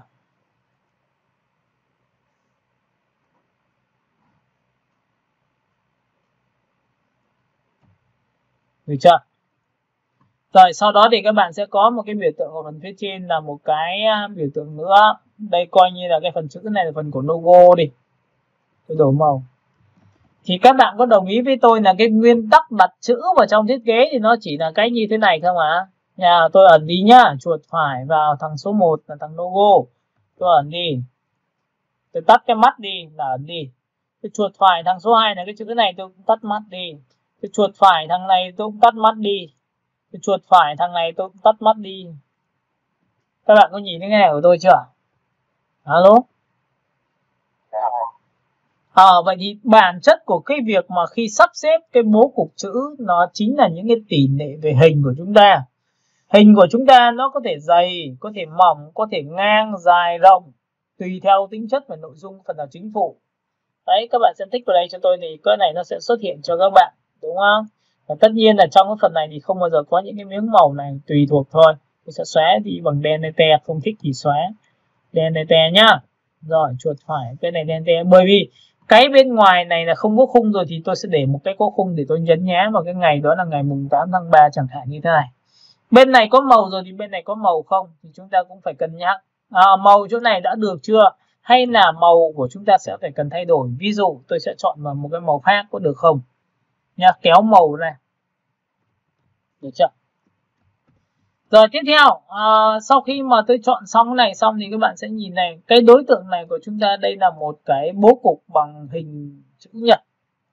Hình chữ nhật của chúng ta nó có ngắn dài và những cái độ này thì chúng ta đang hơi bị rõ quá. Tôi sẽ ấn vào số 5 được không? Opacity này của chúng ta bằng số 8 được không? Nhìn lên cái này của tôi chưa? Alo? Dạ thấy. Rồi, tiếp theo này. Sau khi đã làm xong cái này thì các bạn sẽ phải thay cho tôi rất nhiều những thể loại background khác nhau. Và cái background này thì tôi đã có một giá trị là cái này là tôi sẽ có một hình rồi. Thì background thứ hai này của các bạn tôi sẽ ấn vào Ctrl O. Ở trong cái phần này thì của các bạn thì các bạn nhớ cho tôi là tôi sẽ chọn vào ổ phần thư viện ảnh. Chúng ta sẽ chọn đến một cái background. Trong phần background thì tôi sẽ chọn vào texture, và trong phần texture của các bạn thì các bạn có rất nhiều sự lựa chọn. Các bạn có thể chọn vào thiên sắc là màu hồng hay là màu gì đó tùy theo tính chất. Ví dụ đấy, nó rất là nhiều màu và tất nhiên là chúng ta sẽ chọn một cái màu mà chúng ta ý định thôi. Chúng ta có thể chọn một cái màu như thế này. Ctrl A chọn hết, Ctrl C là copy. Và nhớ là Ctrl A là chọn hết, Ctrl C copy rồi thì cái ảnh này mình sẽ copy vào đâu? Thì đây, sang bên này. Trước khi copy vào đâu và muốn nó nằm ở chỗ nào thì chúng ta phải chuột phải vào chỗ đó. Ví dụ tôi muốn chọn vào background thì đây. Chuột phải chọn background. Và lúc này Ctrl V thôi. Cái hình của đối tượng của chúng ta đang đưa vào thì nó khá là to nên tôi sẽ ấn vào Ctrl T và tôi xoay ra. Xoay góc đi. Xoay góc thì giữ shift để nó xoay theo phương vuông góc của các bạn. Bạn có thể làm những cái biểu tượng như thế này và gọi kéo nhảy cho tôi. Đầu tiên thì mình sẽ tập luyện với những cái giá trị là tạo những cái hình rất là thô sơ. Sau đó thì chúng ta sẽ tập luyện với hình tốt hơn. Enter. Rồi tiếp theo phần thứ hai nữa là cái hình này của các bạn, bên này của các bạn nó sẽ được nha. Thì các bạn sẽ thấy rằng là nó khá cứng, nó không phù hợp. Và cái này nó sẽ thiên về đàn ông nhiều hơn. Ok, thì các bạn nhìn này, buổi trước tôi có dạy cho bạn một chiêu thức là muốn thay đổi màu đối tượng này nó rất là dễ. Bởi vì làm sao? Nhìn này. Ở đây tôi sẽ có hai giá trị cho các bạn. Background là màu cam của các bạn đây. Có màu nâu vàng của các bạn đây. Đấy, background. Và lúc này tôi sẽ cho một cái giá trị như sau là tôi cho cái nâu vàng lên trên. Thì chúng ta sẽ phải nhớ lại là Ctrl ngoặc vuông bên tay phải là lên trên một lớp. Thì lúc này Ctrl ngoặc vuông tay trái này xuống dưới một lớp, lên trên một lớp và xuống dưới một lớp. Đấy, xuống dưới rồi. Lên trên này. Và sau khi tôi chọn lên trên xong thì tôi chỉ cần thay đổi màu thì nó sẽ có màu giống như tiêu chí màu từ ban đầu luôn cho các bạn. Tôi tích vào đây. Tôi sẽ chọn vào sổ xuống và tôi chọn vào biểu tượng như sau là color, chính là thay đổi màu đối tượng. Các bạn có nhìn thấy thay đổi màu đối tượng chưa? Alo? Dạ thấy. Đấy, có nghĩa là bạn muốn thay màu gì. Nhưng cái việc thay màu của các bạn này liên quan đến cái việc là ở chữ tôi đã đặt trên một cái nền background, tôi đã bị tranh chấp bởi vì do những cái đường chuyển động. Vậy thì bạn có cách nào thay đổi nó không? Đúng không? Vậy thì chúng ta sẽ phải làm một câu chuyện xử lý về mặt ở dưới của chúng ta nó có tốt không? Thì nó có rất nhiều yếu tố nha các bạn nhìn này. Nào, các bạn nhìn này. Cách xử lý một số cái yếu tố mà khi đặt chữ lên bị tranh chấp giữa nền và hình thì các bạn sẽ chọn vào lớp background phần phía dưới giúp tôi. Nhìn thấy không ạ? Trong phần này chúng ta có mấy cái phần là can thiệp. Một là can thiệp để chúng ta phủ màu. Hai là chúng ta can thiệp bằng mặt filter. Filter chính là hiệu ứng cho ảnh. Thì các bạn có thể áp dụng cái filter này, áp dụng nhá. Nào, cách làm mờ theo điểm. Để làm gì? Để cho cái chữ chúng ta nổi lên. Thì chúng ta chọn vào biểu tượng là filter. Chúng ta chọn vào Blur Gallery và chúng ta chọn vào đây. Đây là mờ theo điểm. Ok, cả lớp mình nhìn lên đoạn này chứ nhỉ? Alo. Rồi, khi bạn tích vào đây một cái thì ngay lập tức là chúng ta sẽ có một cái biểu tượng, cái điểm chấm của chúng ta nó sẽ nằm ở đâu? Đây ạ. Ctrl Z lại nhé. Tôi sẽ chọn đối tượng dưới và tôi sẽ kéo đến đây và tôi chọn vào filter này, tôi chọn vào blur gallery và tôi chọn vào nằm mờ theo điểm. Nào, lúc này thì trong quá trình khi mà chúng ta làm đây thì chúng ta sẽ kéo này xuống thì tự khắc nó sẽ làm sao nó không mờ nữa này. Kéo này lên thì nó sẽ rất là mờ này, được chưa? Vậy thì chỗ này chúng ta sẽ cho nó mờ, nhưng chỗ này thì chúng ta muốn rõ thì chúng ta tích thẳng vào đây và chúng ta kéo này xuống. Chúng ta tích chỗ này cho nó rõ xuống thì nó sẽ không mờ nữa, nên chỉ mờ phần phía dưới đây thì chúng ta vẫn có thể làm được chữ như bình thường. Các bạn hiểu cái này của tôi chưa nhỉ? Alo? Rồi thì đây là một kiểu của chúng ta, và tất nhiên bố cục này nó sẽ chỉ áp dụng cho nó có phù hợp với nam giới không, nó phù hợp với nữ giới không, đấy thì mình sẽ phải xem xét nữa, nên là không phải cái nào cũng không hợp. Và hôm nay tôi sẽ đưa cho các bạn là trạng thái là nếu chúng ta dùng bố cục cứng này thì cái hình của chúng ta nó có hợp lý không nha, Can, được chưa? Rồi tiếp theo Can chấm xét lại. Bước thứ hai là sau khi làm xong cái này thì chúng ta lại quyết định thay đổi một giá trị như sau. Tôi sẽ quét qua đối tượng số 1 Tuấn là đen delete, tôi sẽ chuột phải, tôi chọn vào đây, tôi xóa đi, tôi chuột phải đây, tôi xóa đi, tôi chuột phải, tôi xóa đi những cái biểu tượng như này và tôi chuột phải. Đây là cái hình của tôi và bố cục của chữ của chúng ta đã được xong như này rồi. Nào các bạn sẽ nhìn vào đây, đây là một cái hình của chúng ta. Chúng ta được quyền chọn một cái phương pháp là tôi ấn vào Ctrl T. Các bạn biết Ctrl T rồi đúng không ạ? Chúng ta chọn vào biểu tượng là Wrap. Mà trong phần wrap của chúng ta vừa rồi thì chúng ta vừa có làm một cái lệnh như sau là tôi sổ xuống. Tôi có một cái lệnh là bẻ cong, đúng không? Ví dụ tôi đây là bẻ cong lên trên là bẻ cong xuống dưới. Đúng chưa? Nhìn chưa? Bẻ cong lên trên. Vậy thì lúc này trước khi làm này thì tôi có thể cầm ra tôi xoay được không? Thì đấy là một trong những yếu tố mà để chúng ta lựa chọn. Nhưng trước khi đi đến đấy thì tôi sẽ làm cái vị trí như sau. Nào các bạn nhìn vào đây. Ví dụ cái hình này của chúng ta tôi ấn vào Ctrl T. Nhớ một điều rằng một đối tượng khi vẽ ra chúng ta ấn vào Ctrl T, chúng ta được quyền thay đổi biến dạng đối tượng bằng cách như sau. 1. Ấn vào Ctrl T. Bước 2. Giữ vào phím Ctrl và chọn vào điểm giữa của nó để tạo ra điểm khác biệt này. Đó, các bạn có nhìn cái này của tôi chưa nhỉ? Rồi, sau khi đã chọn xong cái vị trí này tôi ấn Enter một tí nữa thì tôi đã có được một cái hình. Tôi sẽ chuột phải, tôi chọn vào cái chữ. Được chưa? Để muốn chọn được cái logo thì tôi lại giữ Shift, tôi lại chuột phải thằng thứ hai. Tôi kéo ra. Giữ Shift chuột phải thằng số 3, cứ thằng nào xuất hiện tên là sẽ chọn. Giữ Shift chuột phải thằng số tiếp theo và giữ Shift chuột phải chọn tiếp. Thì lúc này tôi chọn cả cụm thì tôi sẽ đẩy sang phải để tôi lấy sự cân đối. Được chưa? Rồi, sau khi đã chọn xong này xong thì các bạn sẽ chọn cho tôi những cái vị trí khác biệt, là tôi sẽ chọn vào cái chính cái hình này và tôi ấn vào biểu tượng là Ctrl G. Ctrl G chính là nhân bản đối tượng, hay là giữ phím man nhân bản như này cũng là đối tượng của chúng ta ra, được chưa? Và lúc này sau khi nhân bản xong thì các bạn sẽ có một cái biểu tượng như sau là bảo là thầy ơi em muốn đổ một cái màu khác để cho nó có sự phân biệt. Thì các bạn nên để ý cho tôi là để muốn thay màu một đối tượng thì chúng ta làm một cách nào? Đây có hai cái màu này. Việc đầu tiên là bước 1 là chúng ta sẽ nhân bản. Giữ phím man kéo đối tượng sang. Bước 2 là chúng ta sẽ khóa nền. Khóa cái nền này lại, có nghĩa là khi mà chúng ta chọn màu chúng ta đổ vào thì nó chỉ đổ vào đối tượng thôi. Còn cái background bên ngoài nó sẽ không đổ nữa. Nên là bạn sẽ ấn vào biểu tượng là đổ màu. Tôi sẽ chọn một cái màu khác biệt đây ạ. Và tôi đổ màu bằng lệnh là Alt Delete. Đó. Sau khi chọn Alt Delete xong thì tôi ấn vào Ctrl T và tôi thay đổi lại kích thước thôi. Tôi sẽ thu nhỏ lại. Và tất nhiên bạn có thể có rất nhiều những yếu tố là bạn có thể chọn bên này. Bạn có thể chọn bên này tùy theo tính chất. Đấy, tôi có thể chọn một cái hình như thế này. Rồi, sau khi đã chọn xong thì các bạn nhớ cho tôi là tôi đã có một cái hình, và hình này thì tôi đã có một cái hình là chuột phải chọn vào chính cái đối tượng rồi. Chuột phải chọn này, tôi ấn vào biểu tượng là Ctrl O và bắt đầu chọn vào cái thao tác chúng ta đang chọn về một cái hình này. Rồi, chúng ta chọn về hình ảnh thôi. Lúc này thì các bạn sẽ chọn cho tôi đến của cái về hình ảnh, chúng ta sẽ chọn vào đây và tôi sẽ chọn một cái hình ảnh như thế này. Back lại, tôi tìm cái hình ảnh tìm cô gái. Rồi, sau khi tôi chọn xong tôi ấn vào Ctrl A chọn hết, Ctrl C copy và sang file thiết kế thì các bạn sẽ nhìn thấy tôi chuột phải tôi chọn vào đây. Chuột phải thẳng trực tiếp vào đây nhé. Và tôi ấn vào Ctrl V nha.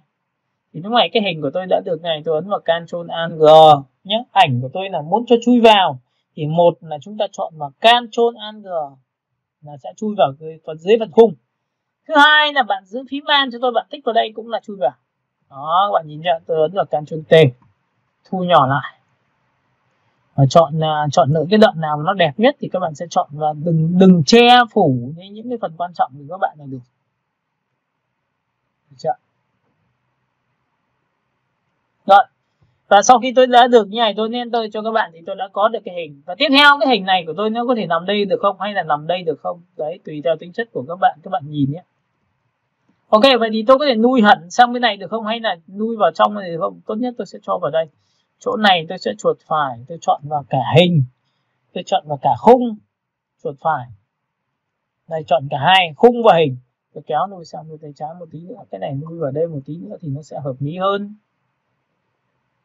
Rồi, cái biểu tượng này của các bạn nhớ cho tôi này. Tôi lại nhân cái này làm 2 bởi vì là tôi muốn tạo ra một cái khoảng cách giữa cái đối tượng 1 và đối tượng 2 của tôi nó có một sự khác biệt. Tôi sẽ chuột phải, tôi chọn vào đây, giữ phím này, tôi kéo đây cho các bạn. Và cái hình này thì các bạn nhớ cho tôi là tôi lại thay đổi màu cho các bạn bằng cách là tôi lại khóa nền. Bởi vì khóa nền để đổi màu để cho các bạn biết rằng nó sẽ có từng đối tượng một. Tôi sẽ chọn vào đây. Tôi sẽ đổi một cái màu Alt Delete. Rồi tôi kéo vào đây. Với cái biểu tượng này tôi ấn vào Ctrl T để tôi thu nhỏ lại thì cho các bạn nhìn thấy dễ hơn. Tôi ấn Enter và tôi kéo vào trong. Đó, các bạn có nhìn cái này của tôi chưa ạ? Alo? Rồi, sau khi đã có xong cái này tôi đã ấn vào Ctrl O để tôi tìm cái hình của tôi thôi. Tôi sẽ kéo xuống để làm sao cái hình của tôi nó có được. Đây, tôi chọn vào đây, tôi chọn bài nước hoa. Tôi kéo ra ngoài. Tôi chọn vào phần download. Hình như tôi có phần này. Rồi, trong cái phần download này tôi có một cái hình ảnh của cái chai nước hoa của chúng ta. Đây là chai nước hoa này. Bạn có thể để những dạng như thế này. Bạn có thể để dạng như hoa như này. Đấy, tôi sẽ chọn đây. Quét vào đây.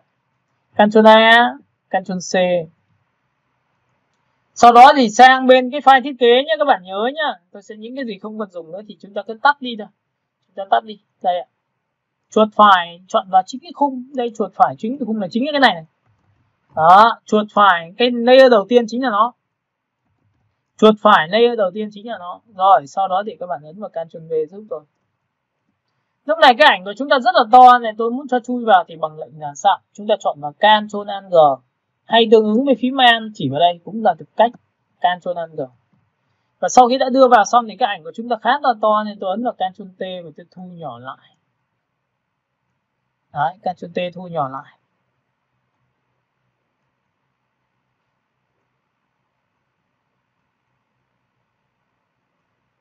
Thu nhỏ lại.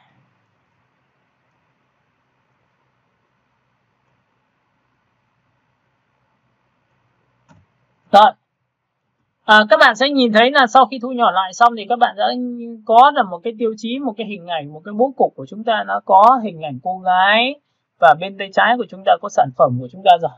Và bên tay phải của chúng ta nữa là có một cái nội dung text của chúng ta. Thì lúc này chúng ta được quyền là làm một cái thao tác như sau là tôi sẽ dùng cái công cụ M. Tại sao dùng cái công cụ M chỗ này ở đây? Tôi lập ra một layer mới cho các bạn. Tôi sẽ làm thay đổi cái màu sáng chỗ này thành một cái màu nó đậm hơn cái màu trong cái background này của cô gái thì nó có đẹp hơn không? Thì chúng ta thử một cái phương án như sau, tôi sẽ chọn vào đây. Nhìn nhá. Ok, và sau khi tôi chọn xong thì tôi sẽ chọn vào phím Y ngắn và tôi chọn chính cái màu đấy trước đầu tiên đã, và tôi sẽ chọn cho nó một cái màu nó đậm hơn. Rồi, đậm hơn rồi. Bây giờ đổ màu thôi bằng lệnh là Alt Delete.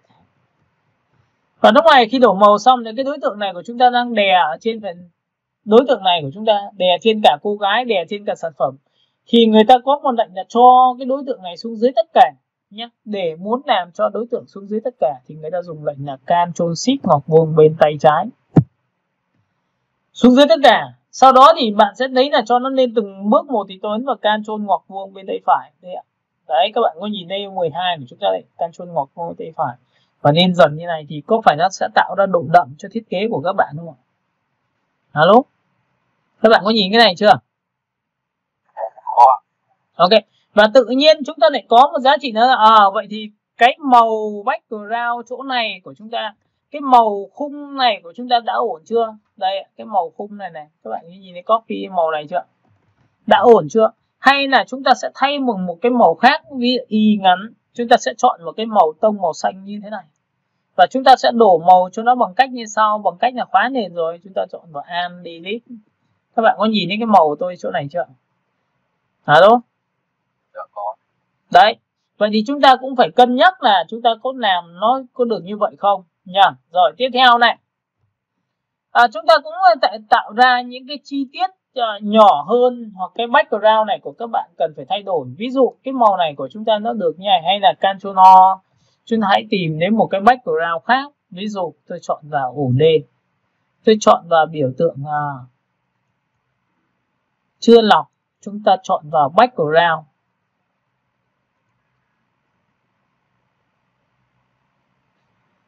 Chúng ta sẽ chọn vào background như sau.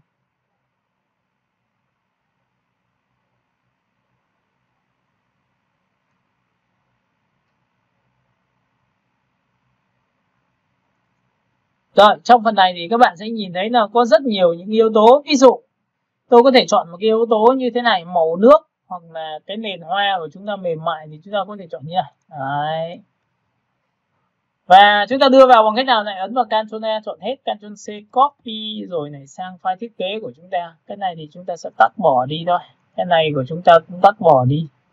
Và cái này của chúng ta thì chúng ta sẽ đưa sang đây, Ctrl V. Các bạn sẽ nhìn thấy là cái hình này của chúng ta đã đưa vào rồi, chúng ta ấn vào Ctrl T và có thể thu nhỏ lại để có thể lấy nhiều chi tiết hơn. Ok. Các bạn có nhìn thấy cái này của tôi chưa nhỉ? Đó. Và lúc này thì các bạn sẽ nhớ một điều rằng cái ảnh này tôi sẽ lui sang trái một tẹo nữa để cho nó cân đối này. Phần thứ hai nữa là cái ảnh này của chúng ta đang là màu hồng này.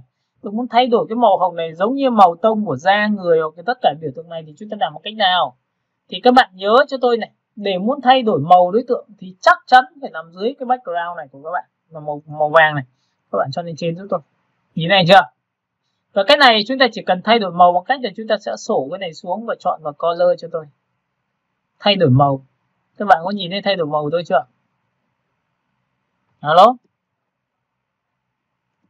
Nha. Để muốn thay bất cứ màu gì thì chúng ta sẽ chọn màu đó trên một cái layer. Đây, ví dụ ở thế ơi, vậy em không muốn cho lên trên dưới thì bằng cách nào? Đây, lập ra một layer mới. Em hãy đổ cho tôi một cái màu, được chưa? Giống như cái màu mà em mong muốn. Đây, tôi đổ màu đây bằng lệnh là Alt Delete. Rồi, tiếp theo là sau khi làm xong thì chúng ta sẽ sổ cái bảng normal của trong cái bảng layer lên. Chúng ta chọn vào color, thế là chúng ta sẽ thay đổi được cái màu sắc đối tượng dưới. Các bạn có nhìn thấy cái này của tôi chưa nhỉ? Alo? Và cái biểu tượng này sau khi làm xong thì các bạn nhớ cho tôi là cũng phải thêm một vài cái tiêu chí nữa. Có nhiều người thì chúng ta sẽ làm như sau. Tôi sẽ vẽ một cái biểu tượng. Như tôi đã chia sẻ cho các bạn là đây là những cái bố cục rất là cơ bản. Tôi lập ra một layer mới và tôi chọn một cái y ngắn. Tôi chỉ vào đây lấy một cái màu nó có thể là màu hơi đậm, được chưa? Hoặc có thể là màu như thế này, được chưa? Và chúng ta sẽ đổ màu bằng lệnh là Alt Delete. Lúc này sau khi đổ xong thì tôi đã có một cái vị trí, một cái miếng như này, cái nét của tôi như được nghe. Tôi ấn vào biểu tượng là sao? Ctrl T, giữ phím Ctrl và chúng ta kéo sang đây. Đây, phóng to một tí ạ. Giữ phím Ctrl và kéo ở giữa này thì nó sẽ là xô lệch ở giữa này cho các bạn này. Các bạn nhìn chưa? Nó có điểm giữa này cho các bạn này, và cầm một kéo đây cho tôi. Đấy, và khi kéo làm sao để nó song song đúng với cái cạnh của cái người nữa là chúng ta sẽ dừng lại. Đấy. Giữ Ctrl nên là chọn vào cái điểm giữ của nó sẽ được nha. Đấy, nó lệch rồi. Và sau khi đã được xong này, bạn ấn Enter giúp tôi thì lúc này tôi đã có một cái đường nét, và cái đường nét của tôi là chính là cái này. Nó tạo ra một cái giá trị về cho các bạn thiết kế. Đây, có thể như này. Và lúc này thì bạn được quyền chọn cho tôi là giá trị là có thể là số 5. Các bạn thấy là cái điểm của chúng ta nó sẽ có một cái điểm như này. Chúng ta giữ phím Alt, chúng ta copy đây, chúng ta có một cái điểm nhấn nhá, những cái thiết kế như thế này rất là đơn giản. Chúng ta có thể chọn vào số 3. Rồi chúng ta có thể giữ phím Alt, chúng ta copy sang bên này. Đấy. Và tất nhiên nhớ một điều rằng là khi mà các bạn copy này thì các bạn sẽ phải cho lên trên, đúng không ạ? Đây, cái hình nét này của các bạn rất là mờ, nhưng mà vấn đề nó tạo ra các chiều sâu của thiết kế của các bạn để cho cái khung hình của mình nó sẽ có giá trị này, được chưa? Ok, các bạn hiểu cái này, đoạn này chưa nhỉ? Alo. Rồi, cũng tương tự như vậy với cái hình này chúng ta lại thay đổi, bởi vì cứ mỗi lần thay đổi thì cái khẩu vị về thiết kế của chúng ta nó sẽ khác biệt đi. Và tất nhiên là chúng ta lại phải chọn vào đây. Chúng ta lại xóa cái người đi. Chúng ta lại xóa cái background đi, chúng ta lại xóa cái này đi, và chúng ta lại xóa tất cả đi. Chuột phải chọn vào nó và ấn Delete là xóa đi. Chuột phải Delete và xóa đi. Đấy, muốn chọn được đúng cái layer thì mình cứ chuột phải vào nó thôi. Nhớ này, chuột phải vào đúng cái vị trí của nó nhá. Đó, tôi sẽ xóa như này và tôi sẽ chuột phải, tôi xóa vào đây. Đó, được chưa? Đấy, không thích cái màu nào thì cứ chuột phải thẳng vào cái màu đấy và chúng ta xóa đi thì cái background của chúng ta lên nha. Đấy, rồi.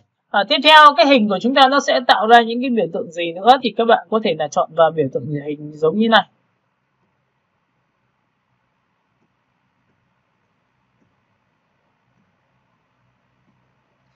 Trong cái phần này thì các bạn để ý cho tôi là tôi sẽ lập ra một layer mới và tôi lại đổ một cái màu cho các bạn bằng Alt Delete.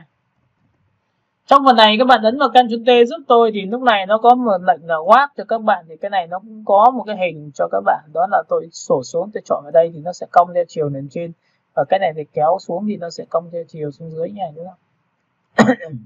Rồi, sau khi đã làm xong bạn ấn vào đây cho tôi là tích vào đây thì tôi có một cái đường vòng nha. Sau khi có cái đường vòng xong thì bạn giữ phím Alt cho tôi, bạn kéo vào đây cho tôi, đây là một vị trí thứ hai. Và tất nhiên là cái hình này thì tôi sẽ chọn vào cho nó to ra, có thể là cho nó to như này được. Đấy, bạn nhìn chưa? Đấy, Enter. Và cái hình này thì tôi sẽ cho nó nhỏ đi, nó sẽ chọn như này. Đó. Đấy là những cái biểu tượng. Và sau khi tôi chọn xong tôi chuột phải, chọn cả hai và tôi ấn vào Ctrl T và tôi có thể xoay dọc ngang như này. Đấy là vị trí mà của tôi có thể làm như này. Là tạo hình mà. Rồi, sau khi đã làm xong thì chúng ta sẽ chuột phải thằng giữa này tôi lại kéo xuống đây, và cái này thì tôi sẽ ấn vào thu nhỏ nữa cho các bạn. Đấy. Vậy thì tùy theo tính chất là cái hình này mình có thể đưa cái ảnh vào không, thì nhớ một điều rằng là cái đối tượng mà chúng ta copy ra như này, chuột phải chọn vào số 1, giữ shift chuột phải chọn vào số 2, giữ shift chuột phải vào số 3, thì các bạn sẽ có 3 cái đối tượng của chúng ta. Và sau khi đã có 3 cái đối tượng này xong thì bạn có thể làm sao ép nó lại thành một được bằng lệnh là Ctrl E. Ctrl E là ép lại thì nó thành một. Và tất nhiên ép lại rồi thì không tách được, các bạn lưu ý cho tôi nhá. Đấy, rồi tiếp theo. Vậy thì cái nguyên lý của chúng ta là gì? Thì lúc này tôi sẽ phải làm một cái thao tác cho các bạn này, các bạn nhìn này. Cái nguyên tắc này. Khi dùng vùng chọn thì chúng ta vẽ ra một đối tượng. Đối tượng này to hay nhỏ nó tùy thuộc vào vấn đề là em có thể đưa ảnh vào hay là đấy không. Thì nhớ một điều rằng có vùng chọn sẽ có một layer mới. Có một layer mới rồi thì các bạn sẽ phải có một cái đối tượng mới trên nó, thì bạn dùng phím Alt cho tôi và ấn nút Delete là đổ màu, Ctrl D. Thì tôi có một đối tượng rồi. Rồi, bây giờ tôi lại lập ra một layer mới này, tôi lại vẽ một cái hình thứ hai. Tôi lại lập ra một layer mới tiếp theo. Tôi lại đổ một cái màu tiếp theo. Đó, chúng ta sẽ đi vào những cái cấp độ cơ bản để chúng ta làm dần với những thiết kế thực tế. Rồi, tiếp theo tôi lại lập ra một layer mới, tiếp theo là thứ ba. Các bạn sẽ lập ra một layer mới thứ ba và tôi sẽ lại đổ một cái màu khác cho các bạn.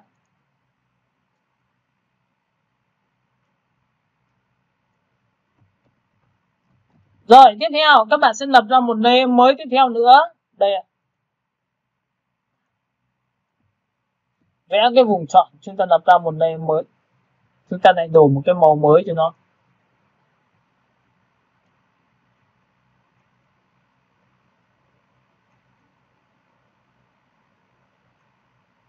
Ok. Rồi thì các bạn nhớ một điều rằng là cứ có vùng chọn sẽ có một layer mới, có một layer mới sẽ là có một cái màu mới nằm trên nó.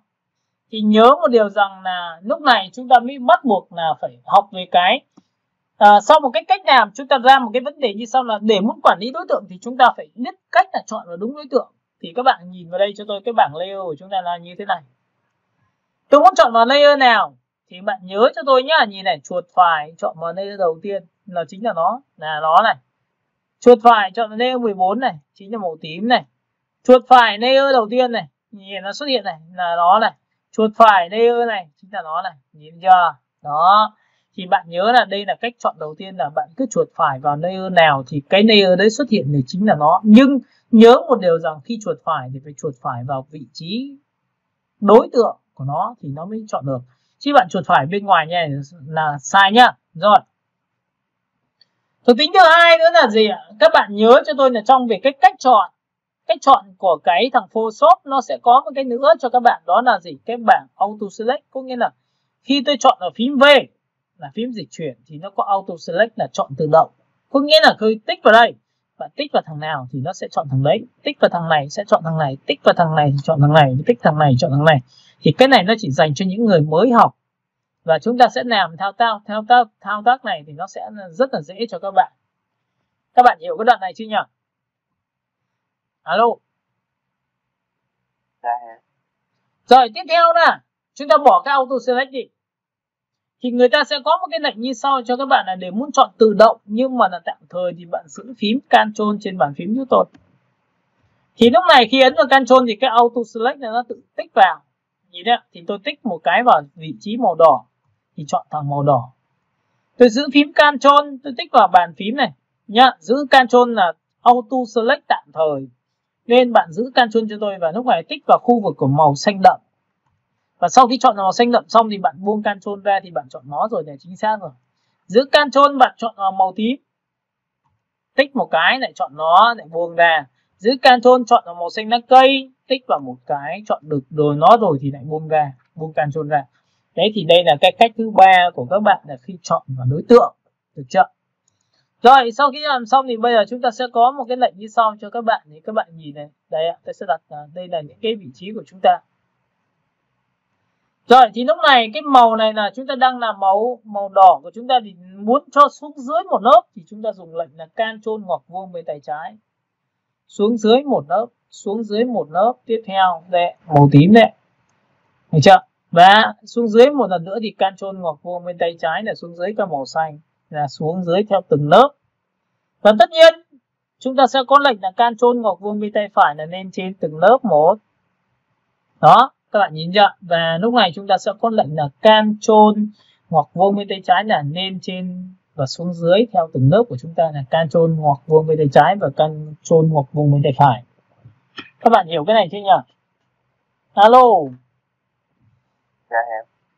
Rồi, để hiểu được điều đấy thì để tí nữa thì chúng ta sẽ, tại vì là chúng ta sẽ đi từ rất là cơ bản để chúng ta hôm nay mang hơi hướng này, nó sẽ có cái phần chữ cho các bạn một tí để các bạn nên lưu ý cái này về ngày cho tôi. Và phần thứ hai nữa là tại sao tôi lại nói cho các bạn về phần chữ đó. Đây ạ. Các bạn sẽ nhìn thấy trong cái phần chữ này. Đây, tôi sẽ cho các bạn xem một cái tại sao người ta hay đi theo bố cục chữ là về cái kiểu như thế này. Đây ạ. Cả lớp mình nhìn thấy phần này chưa? Alo? Dạ thôi. Rồi ạ. Thì đây chính là cái nguyên tắc mà tại sao chúng ta tạo ra bố cục chữ nó sẽ phải như này. Đây logo, đây là chữ to, đây là chữ bé, đây là chữ to, đây là chữ bé, đây là bẻ cong để tạo ra các thể loại về bố cục chữ cho các bạn. Các bạn hiểu cái này của tôi chưa nhỉ? Alo, Canchono. Chúng ta sẽ có những dạng chữ tiếp theo là cái này. Tôi nhìn thấy cái này chưa? Đấy, chúng ta sẽ phải ngồi chúng ta vẽ nhiều loại bố cục chữ ra thì chúng ta mới tiến bộ được. Nó có rất nhiều thể loại về chữ khác nhau. Đây, cho các bạn xem những cái kiểu bố cục chữ nên làm đây. Đấy, các bạn có nhìn thấy không ạ? Alo? Đấy, và tất nhiên là trong quá trình khi mà mình làm thì mình đi sưu tầm, mình đi tạo ra các thể loại bố cục. Sau đây bố cục xong thì các bạn có thấy rằng bố cục xong rồi thì cái nội dung của chúng ta ngắn hay dài. Ví dụ dài thì chúng ta dùng cái loại gì, ngắn thì chúng ta dùng loại gì. Sau đó thì chúng ta chỉ việc làm sao đưa các nội dung vào và chúng ta biến đổi thêm thôi, thì nó tạo ra những cái bố cục mới cho chúng ta, đúng không ạ? Ctrl N. Đấy, nói chung là nó sẽ nhiều yếu tố nên là các bạn sẽ nhìn thấy đây là một cái thứ hai. Ctrl N, trà sữa kìa. Đấy, chúng ta sẽ chọn vào đây. Đấy, thì thực ra là cái này nó sưu tầm rất là nhiều nên là mình sẽ phải lựa chọn. Ví dụ bố cục tại sao phải căn bên trái, căn bên phải, rồi căn đều, là các bạn sẽ chọn vào cho tôi đây ạ. Cho các bạn cũng xem một vài cái thể loại cho người ta. Đấy, các bạn có nhìn thấy nào ạ? Alo, alo. Có. Và hôm nay thì tôi đã nói cho các bạn biết là tại sao tôi lại dùng miếng màu chưa. Các bạn có nhìn thấy cái miếng màu chưa không ạ? Trong cái bố cục chữ của chúng ta thì phía trên là chúng ta để chữ này nó cứ để chữ nó cứ ra hết, thì chúng ta nên hãy chọn cho nó một cái mảng màu nó giống như thế này. Các bạn có nhìn không? Đơn giản, an toàn, hiệu quả. Thì có phải tôi sẽ nhấn nhá đoạn này không ạ? Tôi có thể để một cái mảng màu ở đấy được không ạ? Tương phản giữa gì? Trong ngoài, giữa mảng màu và không có mảng màu, đúng không? Các bạn hiểu cái này chưa? Dạ rồi ạ. Ok. Và tất nhiên trong quá trình khi nào các bạn làm thì các bạn về nhà tập trung cho tôi cái phần này, và tí nữa tôi sẽ gửi cho các bạn những cái mẫu như thế này để các bạn có thể sưu tầm. Đồng ý không ạ? Vâng. Đó thì chữ thì chúng ta phải xây dựng dần mà để cho nó tốt hơn, để hiệu quả hơn cho cái việc thiết kế của các bạn đây ạ. Ok, hiểu về cái nguyên tắc về chữ rồi thì bắt đầu chúng ta mới liên quan đến việc bố cục, được không ạ? Thì trong cái bài ngày hôm nay mà tôi vừa chia sẻ cho các bạn, mà tôi mới chỉ đi được một ít cho các bạn, đó là về bố cục. Chúng ta phải ép ra thể loại đó là gì? Chúng ta sẽ nhắc lại một vài cái vừa rồi chúng ta vừa làm. Ok, chuột phải chọn vào đây. Đó là cái hình của chúng ta là bố cục vùng chọn của chúng ta là vẽ hình theo vuông góc. Nhìn thấy chưa? Vuông thì giữ shift, còn tự do thì chúng ta sẽ không cần phải giữ cái gì hết. Được chưa? Loại thứ hai là gì ạ? Khi mà vẽ một vùng chọn ra thì các bạn nhớ là xác định cho tôi là đây là một đối tượng mới, nên chắc chắn phải có một layer mới, và đổ màu cho nó bằng lệnh là Alt Delete, và Ctrl Delete là đổ màu phía dưới. Đó, chúng ta sẽ nhớ được điều đấy. Được chưa? Rồi, sau khi đã chọn được đối tượng xong thì các bạn nhớ cho tôi là cái đối tượng khi tạo hình thì chúng ta phải chọn vào một cái hình rất là quan trọng, đó là chọn vào biểu tượng là View, chúng ta chọn vào GUI và chúng ta chọn vào New GUI Layout để chia cái tỷ lệ ra theo cái tỷ lệ hình của chúng ta. Đúng không ạ? Ctrl H nhá. Đúng chưa? Và chúng ta chia với tỷ lệ là 1/3 của chúng ta ra thì chúng ta sẽ chọn vào vị trí nha. Được chưa? Và sau khi làm xong thì các bạn nhớ cho tôi là Ctrl H là tắt và bật bên dưới. Được chưa? Rồi, tiếp theo này. Thì cái phần bên này là phần ảnh, thì bên này sẽ là phần chữ của các bạn. Với tỷ lệ của chúng ta là làm sao ạ? Chúng ta sẽ có một cái logo, chúng ta sẽ có một cái chữ to, thì chúng ta phải xác định là nội dung của cái chữ đấy ngắn hay dài, nội dung của chữ đấy là cái nào là chính và cái nào là phụ. Và tại sao tôi lại dùng cái mảng màu phía dưới để tách biệt cái giá trị là chữ thường và chữ nhấn mạnh ra, để nó có sự khác biệt, để nó có điểm nhấn, để nó tạo ra sự thay đổi về khẩu vị của mắt của các bạn. Và cái khoảng không chữ của chúng ta thì thường nó phải làm sao? Nó phải nằm giữa cái phần còn lại. Nên nhớ một điều rằng khi làm thì các bạn sẽ phải chuột phải chọn vào các đối tượng này của chúng ta. Rồi lại Ctrl Z nhá. Nào, giữ Shift chuột phải chọn vào cái này. Giữ Shift chuột phải chọn cái này thì tôi sẽ dịch chuyển toàn bộ cái chữ này vào trong. Đấy, vào chỗ này. Và cái nguyên tắc của chữ chúng ta mới học là chữ chúng ta phải căn giữa. Có logo phía trên, có chữ phía dưới là chữ to, đi với chữ gì? Nét dày đi với nét mỏng. Chữ của chúng ta cong đi với thẳng. Chúng ta sẽ có chữ bên ngoài và chữ bên trong. Chữ có mảng màu và chữ không có mảng màu. Các bạn hiểu cái này chưa đã? Alo. Đừng có sáng tạo vội cái việc kia nhá. Rồi tiếp theo này. Trong cái khung hình của bố cục là xác định cái này nó là ảnh. Thì bạn nhớ một điều rằng khi bạn vẽ một cái sự trang trí của chúng ta lên, ví dụ chúng ta lập ra một layer mới, chúng ta đổ một cái màu như thế này, thì cái trang trí này của các bạn phải xác định rằng là không được lấn át vào chính cái phần dưới. Bởi vì cái phần này là chính là phần ảnh, mà bạn nhấn nhảy thì nó có thể che cái ảnh của bạn, che ảnh, che sản phẩm thì chúng ta không nên. Các bạn hiểu cái này chưa? Alo? Dạ vâng ạ. Rồi, tiếp theo là trong cái vấn đề về chúng ta sẽ có to, có vừa, có nhỏ. Đây, cái miếng này là miếng sắc độ sáng, thì cái này sắc độ tối, và sắc độ này là sắc độ trung gian. Nó có to, vừa và bé, nó có sắc độ đậm và sáng. Nó phải dài và có ngắn hơn, và thậm chí này có cái ngắn hơn nữa để chúng ta thay đổi khẩu vị con mắt. Và nhớ một điều rằng là khi lập ra một layer mới, chúng ta lại đổi một cái màu mới của chúng ta, thì cái đối tượng màu mới này của chúng ta phải có những cái nó chỉ vào nền. Tất cả những cái chi tiết phụ của một bản thiết kế nó phải làm sao chỉ được không được lấn át hình chính. Nên là tôi có thể dùng cái lệnh opacity trong cái bảng layer của chúng ta đây, 50% đây, 30% đây ạ. Đó là số 3, số 5, số gì đấy tùy vào các bạn. Các bạn hiểu cái này chưa đã? Rồi, tiếp theo trong cái vấn đề về thiết kế của chúng ta thì làm sao để cho các ảnh chui vào khung. Thì nhớ một điều rằng chúng ta phải bật cái ảnh lên bằng Ctrl O. Hãy chọn nó bằng Ctrl A, chọn hết. Ctrl C là thứ hai là copy. Sau đó sang file thiết kế của các bạn thì phải chuột phải vào chính cái khung đó và chúng ta ấn vào biểu tượng lá Ctrl V. Khi ảnh đưa sang thì các bạn nhớ cho tôi là chúng ta sẽ phải dùng một cái lệnh như sau là Ctrl Alt G. Ctrl Alt G là cho ảnh chui vào khung. Đây ạ. Và nhớ một điều rằng ảnh muốn vào khung thì ảnh phải nằm trên khung. Đây ạ. Chúng ta chọn vào Ctrl Alt G, thế là ảnh của chúng ta sẽ được vào đây ạ. Alo, các bạn hiểu cái này của tôi chưa nhỉ? Dạ rồi ạ. Ok. Rồi, sau khi vào trong khung thì chúng ta sẽ thay đổi các khẩu vị về chất liệu, thay đổi về background của chúng ta. Và cái background này tôi nói cho các bạn một cái chiêu thức như vừa tôi chia sẻ cho các bạn, đó là gì? Chúng ta có một cái nền Ctrl A, Ctrl C. Sau đó thì chúng ta sẽ chuột phải cho vào chính cái nền. Muốn thay đổi, muốn lấy được cái màu của background thì những cái màu background này đang bây giờ chưa phải là cùng tông với các bạn, thì các bạn phải làm kiểu gì đây? Ctrl V đây. Thì nhớ một điều rằng để muốn thay đổi màu background theo màu ý định của các bạn thì các bạn đúng cái tông của các bạn thì bạn phải lập ra một layer mới và phủ cho nó đúng cái màu mà mình mong muốn. Thì ngắn chọn vào đây, tôi muốn chọn da mặt người, tôi sẽ đổ vào Andenten là đổ màu phía trên. Các bạn có màu của da mặt người rồi. Và tôi muốn rằng lấy cái màu này chính là cái màu background vừa rồi tôi vừa đang thay vào đây. Thì bạn nhớ cho tôi là để muốn thay màu thì bước 1 chọn vào miếng màu các bạn cần thay. Nhìn chưa? Bước 2 bạn chọn vào normal. Bước 3 bạn chọn vào color, chính là thay đổi màu của đối tượng ở phía dưới. Người ta gọi là blend màu nhá, phủ màu. Các bạn muốn thay đổi màu gì cũng được luôn. Background bạn đi kiếm được cho tôi là bạn sẽ làm được điều này. Các bạn hiểu cái này của tôi chưa nhỉ? Alo? Dạ vâng. Ok. Thì cái bài hôm nay chính là cái bài mà tôi đang giới thiệu cho các bạn một số cái yếu tố liên quan đến làm quen.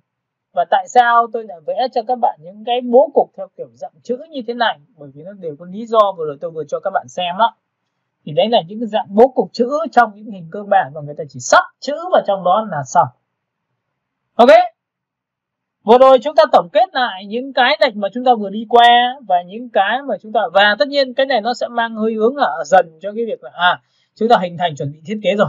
Ok, và những cái lệnh này tôi sẽ đan xen vào với nhau, là có những lệnh cơ bản, có những cái lệnh mà chúng ta sẽ phải đi hơi một tí. Nhưng tổng quan từ đầu đến cuối là nó sẽ có những cái này để chúng ta học. Và những cái đoạn nào mà các bạn cân nhắc lại khi tôi bảo là lệnh này lệnh kia thì các bạn nên đóng khung lại cho tôi.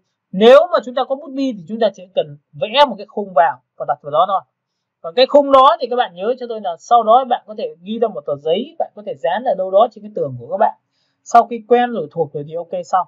Còn nếu bạn nào có điện thoại thì bạn có thể ghi vào trên điện thoại và có đặt là mình màn hình chờ cũng được. Đấy là tùy nha. Ok. Lớp mình sau cái bài hôm nay thì có khúc mắc gì không? Nào chúng ta hỏi nhau một vài cái yếu tố để chúng ta có thể giải đáp cho nhau nhỉ. Alo?